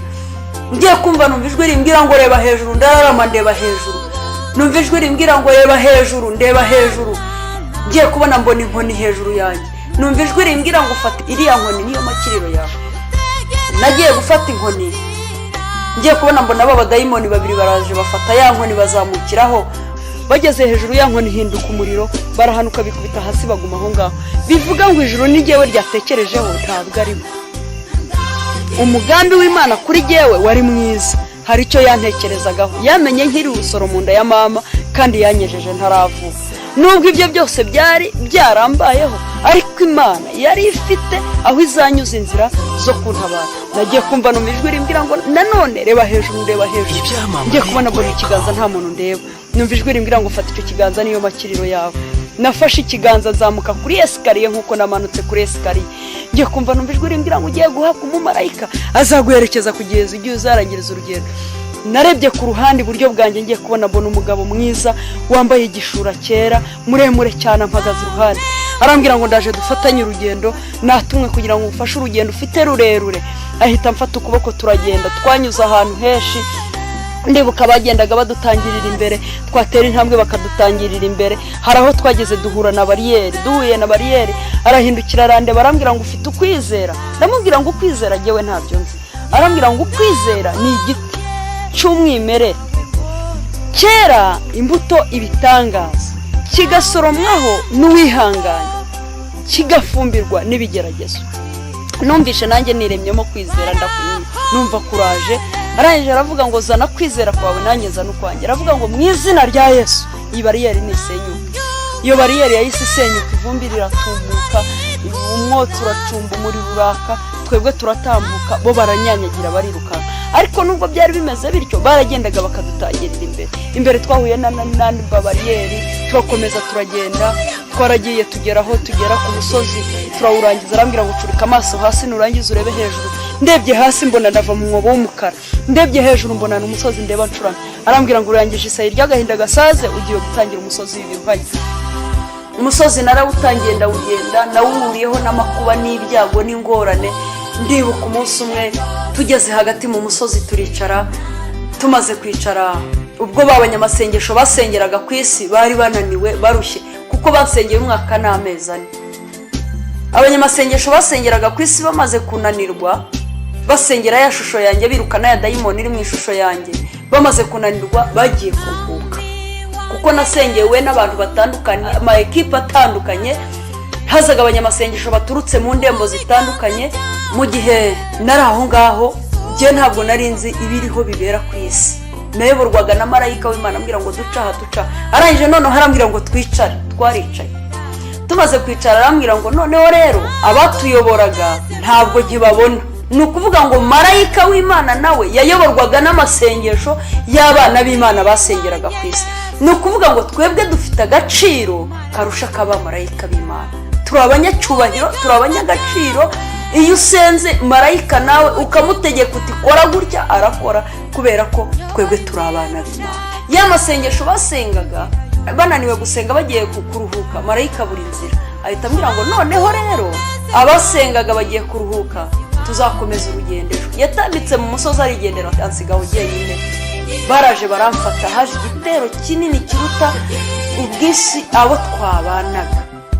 Baramfata baranyirukankanye, ahandi hose namanutse baramanura, baranjyana bajya kumpisha ahantu bita Igahini, mwirimbi ry'Igahini.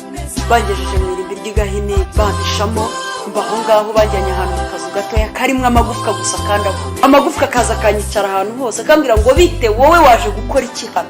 Bagira ngo ahari nibeshye ku ijuru ari iryo ngiryo nagezemo, bagira ngo ahari nibeshye yuko ibitangaza by'Imana ari iryo ngiryo nagezemo. Amagufwa katangira kanganiriza, nabaye muri ayo magufwa tangira kuba inshuti n'amagufwa kuko nta kundi kuntu nari kubigenza. Mbaye aho ngaho mu magufwa nagiye kubona mbona umugabo aje yiruka cyane arungurukira mu madirishya. Barangije ku magufwa araseka bakavuga ngo ngo ntubona uriya ngo arazira iki, avuga ngo muntabare.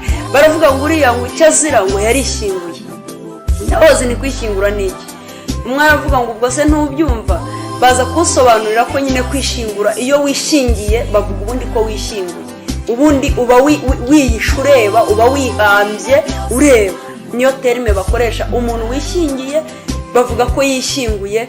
Ni ukuvuga ngo ubukwe bwe butawa n'impyisi n'ibikeri n'imibu n'inzoka n'ibintu byose bibi bishoboka bibaho, n'abadayimoni bafite ayo magrade, ari abaroze kurwa n'abaframaso nibo babutaha ubukwe bwe. Uwo muntu yarababaye cyane, ataka abuze uwamutabara, azize gusa ikintu kimwe, kwishingira, kandi yari umukristo. Ngiye kubona mbona baraje abadayimoni babiri barasohora, bashyira ahantu imbere y'ako kazu mu isayo, bashyiramo imbere mu isayo hagati, baramvuruguta. Ngiye kubona mbona hejuru y'umusozi wa mumarayika amanutse yiruka, araza yirukanka, ageze hakurya y'isayo arampamagara. Amaze kumpamagara mugezeho nari nuzuye ibyondo byinshi cyane, arangije arampanagura,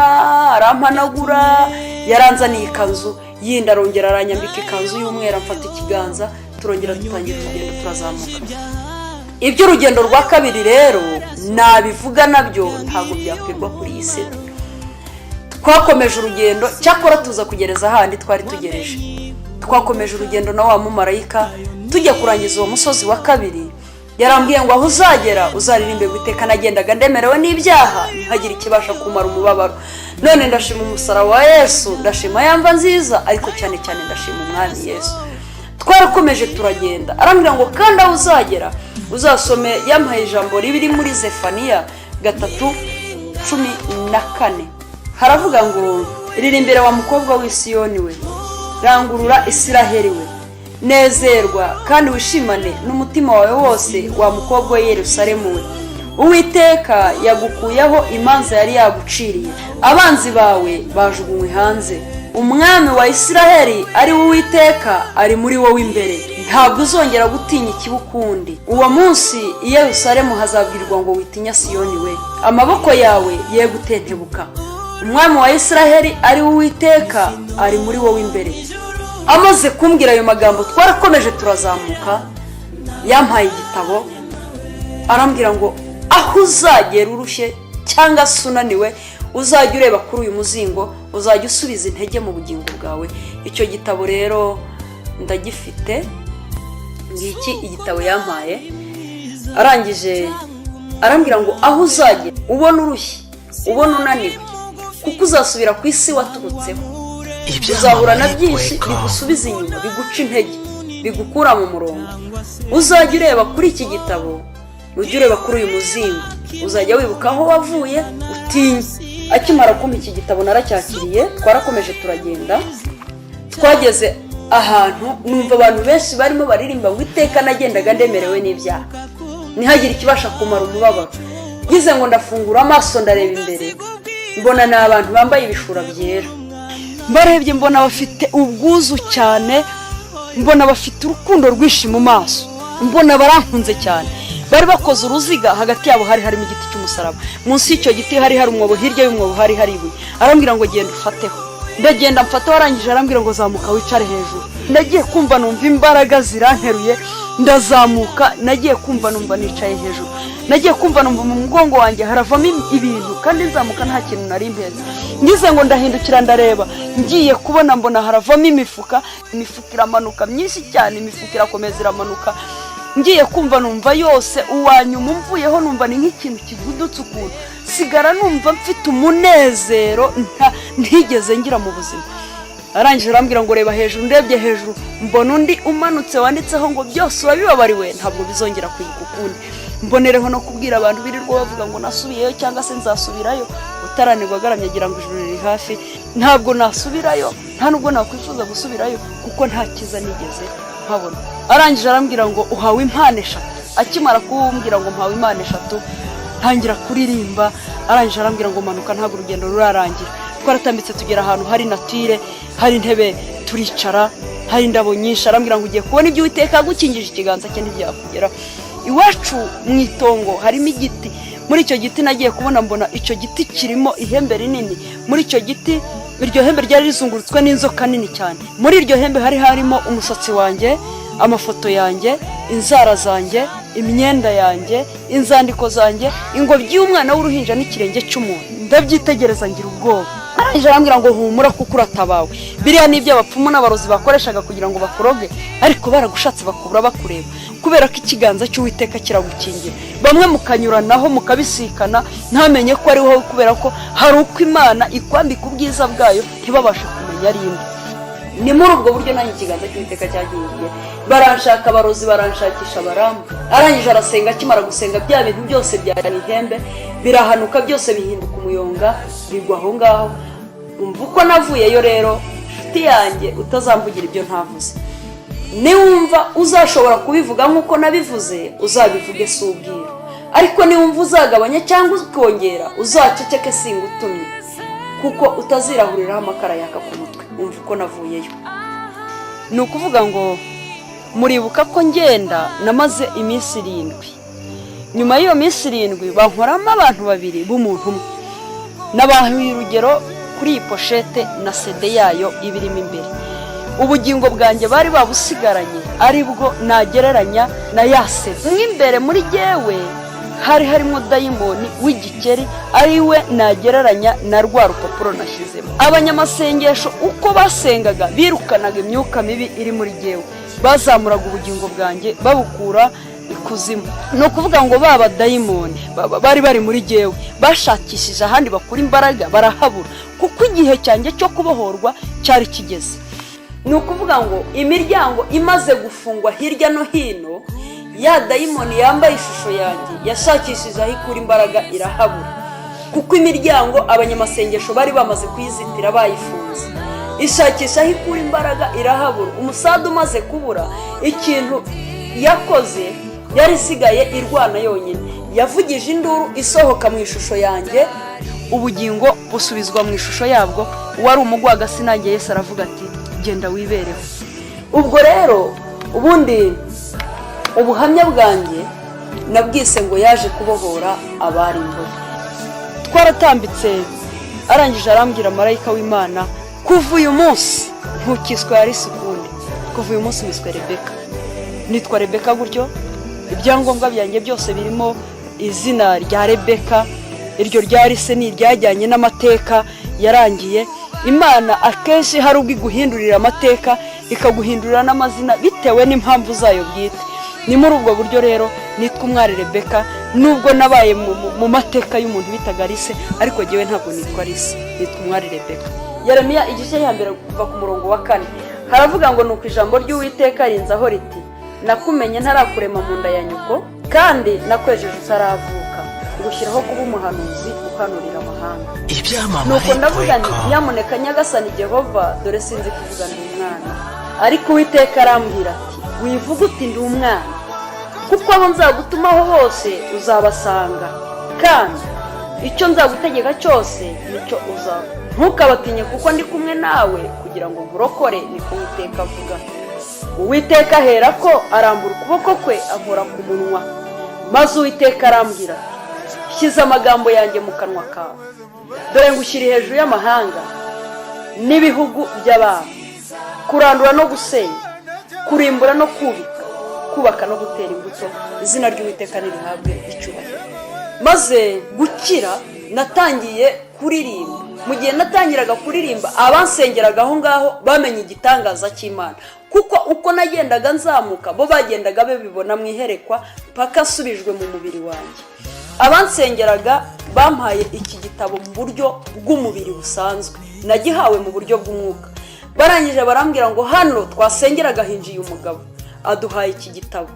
Umwe wari ubayoboye aravuga ngo akira iki gitabo kuko tubonye ari igitabo cyawe. Umuntu yinjiye ahaduha iki gitabo, aratubwira ngo tugihe umuntu uri mu rugendo ugiye kururangiza, kandi nta wundi ni wowe. Mpita mbabwira ngo ni icyanjye, kuko iki gitabo nari nagihawe mu buryo bw'umwuka nzamuka. Ni muri ubwo buryo ngitunze, ndagifite iwanjye. Ndashimira Imana rero yangiriye neza, yabanye nanjye, yaramfashije, yarantabaye mu gihe nta muvandimwe, nta muryango wanjye wari kungirira neza. Ariko ineza y'Imana nzayizirikana, impamagarira kuyikorera. Nubwo nari umwana mutoya, ntabwo yitaye ku gihagararo, ntabwo yitaye aho umuntu avuka, ntabwo yitaye ibyo umuntu yanyuzemo, ahubwo yabikoreye kwiyubahisha kuko ari Imana. Icyo yantekerejeho ngira urusoro mu nda ya mama, icyo ngicyo nicyo yakoze. Imana yo mu ijuru nihabwe icyubahiro, kubera ko umugambi wayo yawusohoje kuri jyewe, yarantabaye, kandi mu magana menshi y'abantu bariyo bahora barira bashaka gutabarwa, yangiriye neza, yarantabaye. Ndashimira Imana rero yangiriye neza kandi kamfasha. Ubu ndi muzima, nta kibazo mfite, ndakorera Imana. Ndi umuvugabutumwa uvuga ibyo nahawe, kandi nkavuga ibyo nabonye n'amaso yanjye, atari ibyo numvanye abandi, atari n'ibyo neretswe, si ibyo narose, n'ibyo jyewe nabonye n'amaso yanjye, nibyo mvuga. Ubuhamya bwanjye nubwo rero nifuje gushyira ku mashusho nyuma y'igihe kirekire abantu benshi bavuga yuko ntakibaho, ko nasubiye ikuzimu. Ayo makuru yose nayo narayamenye, ibinyamakuru biramvuga, amaradiyo yaramvuga. Ndibuka hari ikinyamakuru kigeze kinyandikaho cya Gasabo kishushanya ndi mu marimbi, nambaye akajipo kagera aha ngaha, nambaye amaherena maremare cyane agera aha, imisatsi igwa mu mugongo, ibirinete binini cyane. Bandikaho ngo yasubiye ikuzimu kuko ari ibikorota kangari, bashushanyije ndi mu marimbi. Nagerageje kubaza umunyamakuru, ndamubaza ngo kubera iki ushobora gukora ibintu nka biriya? Ese uranze? Ati ni ukuri sinkuzi. Kubera iki wanditse inkuru nk'iriya? Arambwira ngo ni inkuru nishakiraga, urabizi ko ntacyo mpfa nawe. Bitamindukira ndavuga ngo Satani turwana ndamuzi. Iyo umuntu arwana n'uwazi biroroha cyane kuruta kurwana n'uwo umuntu atazi. Satani ndwana nawe ndamuzi rero, ibimbaho n'ibigeragezo mpura nabyo ntabwo binsi intege, nta nubwo bintera ubwoba, kuko byanga bikunda Imana yo mu ijuru yankuye hariya izampa nijoro. Ubu niryo jyewe ntegereje, ndacyakorera Imana rero, ndakijijwe, ndi umugenzi ujya mu ijuru, ndimo ndikomeza ku Mana kugira ngo nzafate icyo Kristo yamfatiye. Hamwe n'ibyo ngibyo ndashimira Imana, ndashimira abantu bose bansengera, ndashimira abantu bose banyikorera umutwaro. Mu gihe Satani yumvishaga abantu ko ntakibaho, buriya nzabibabwira mu buhamya bwanjye buzakurikira ubu ngubu. Yesu yangiriye neza nanjye, mubo yagiriye neza nanjye ngira ibyo ari byo byose. Ntiriwe mvuga, abenshi barirebera. Ntago wakwambara iyi mpeta nta kisobanuye. Ndubatse rero, mfite umutware, Imana yankoreye ubukwe bwiza, ubukwe bw'abakozi b'Imana bayubaha. Nyuma yo kuva hariya nyuma yabyo Imana yampaye abana, mfite abana kandi beza, abakozi bayo barayubaha. Ndashimira Imana rero kuko yangiriye neza. Ndumva ibyo ari byo byose nzasohora ikindi gice mbabwira noneho ubuzima kugeza uyu munsi ndimo, amateka yanjye kugeza uyu munsi ndimo. Murakoze cyane, Yesu abaha umugisha, naho ubutaha.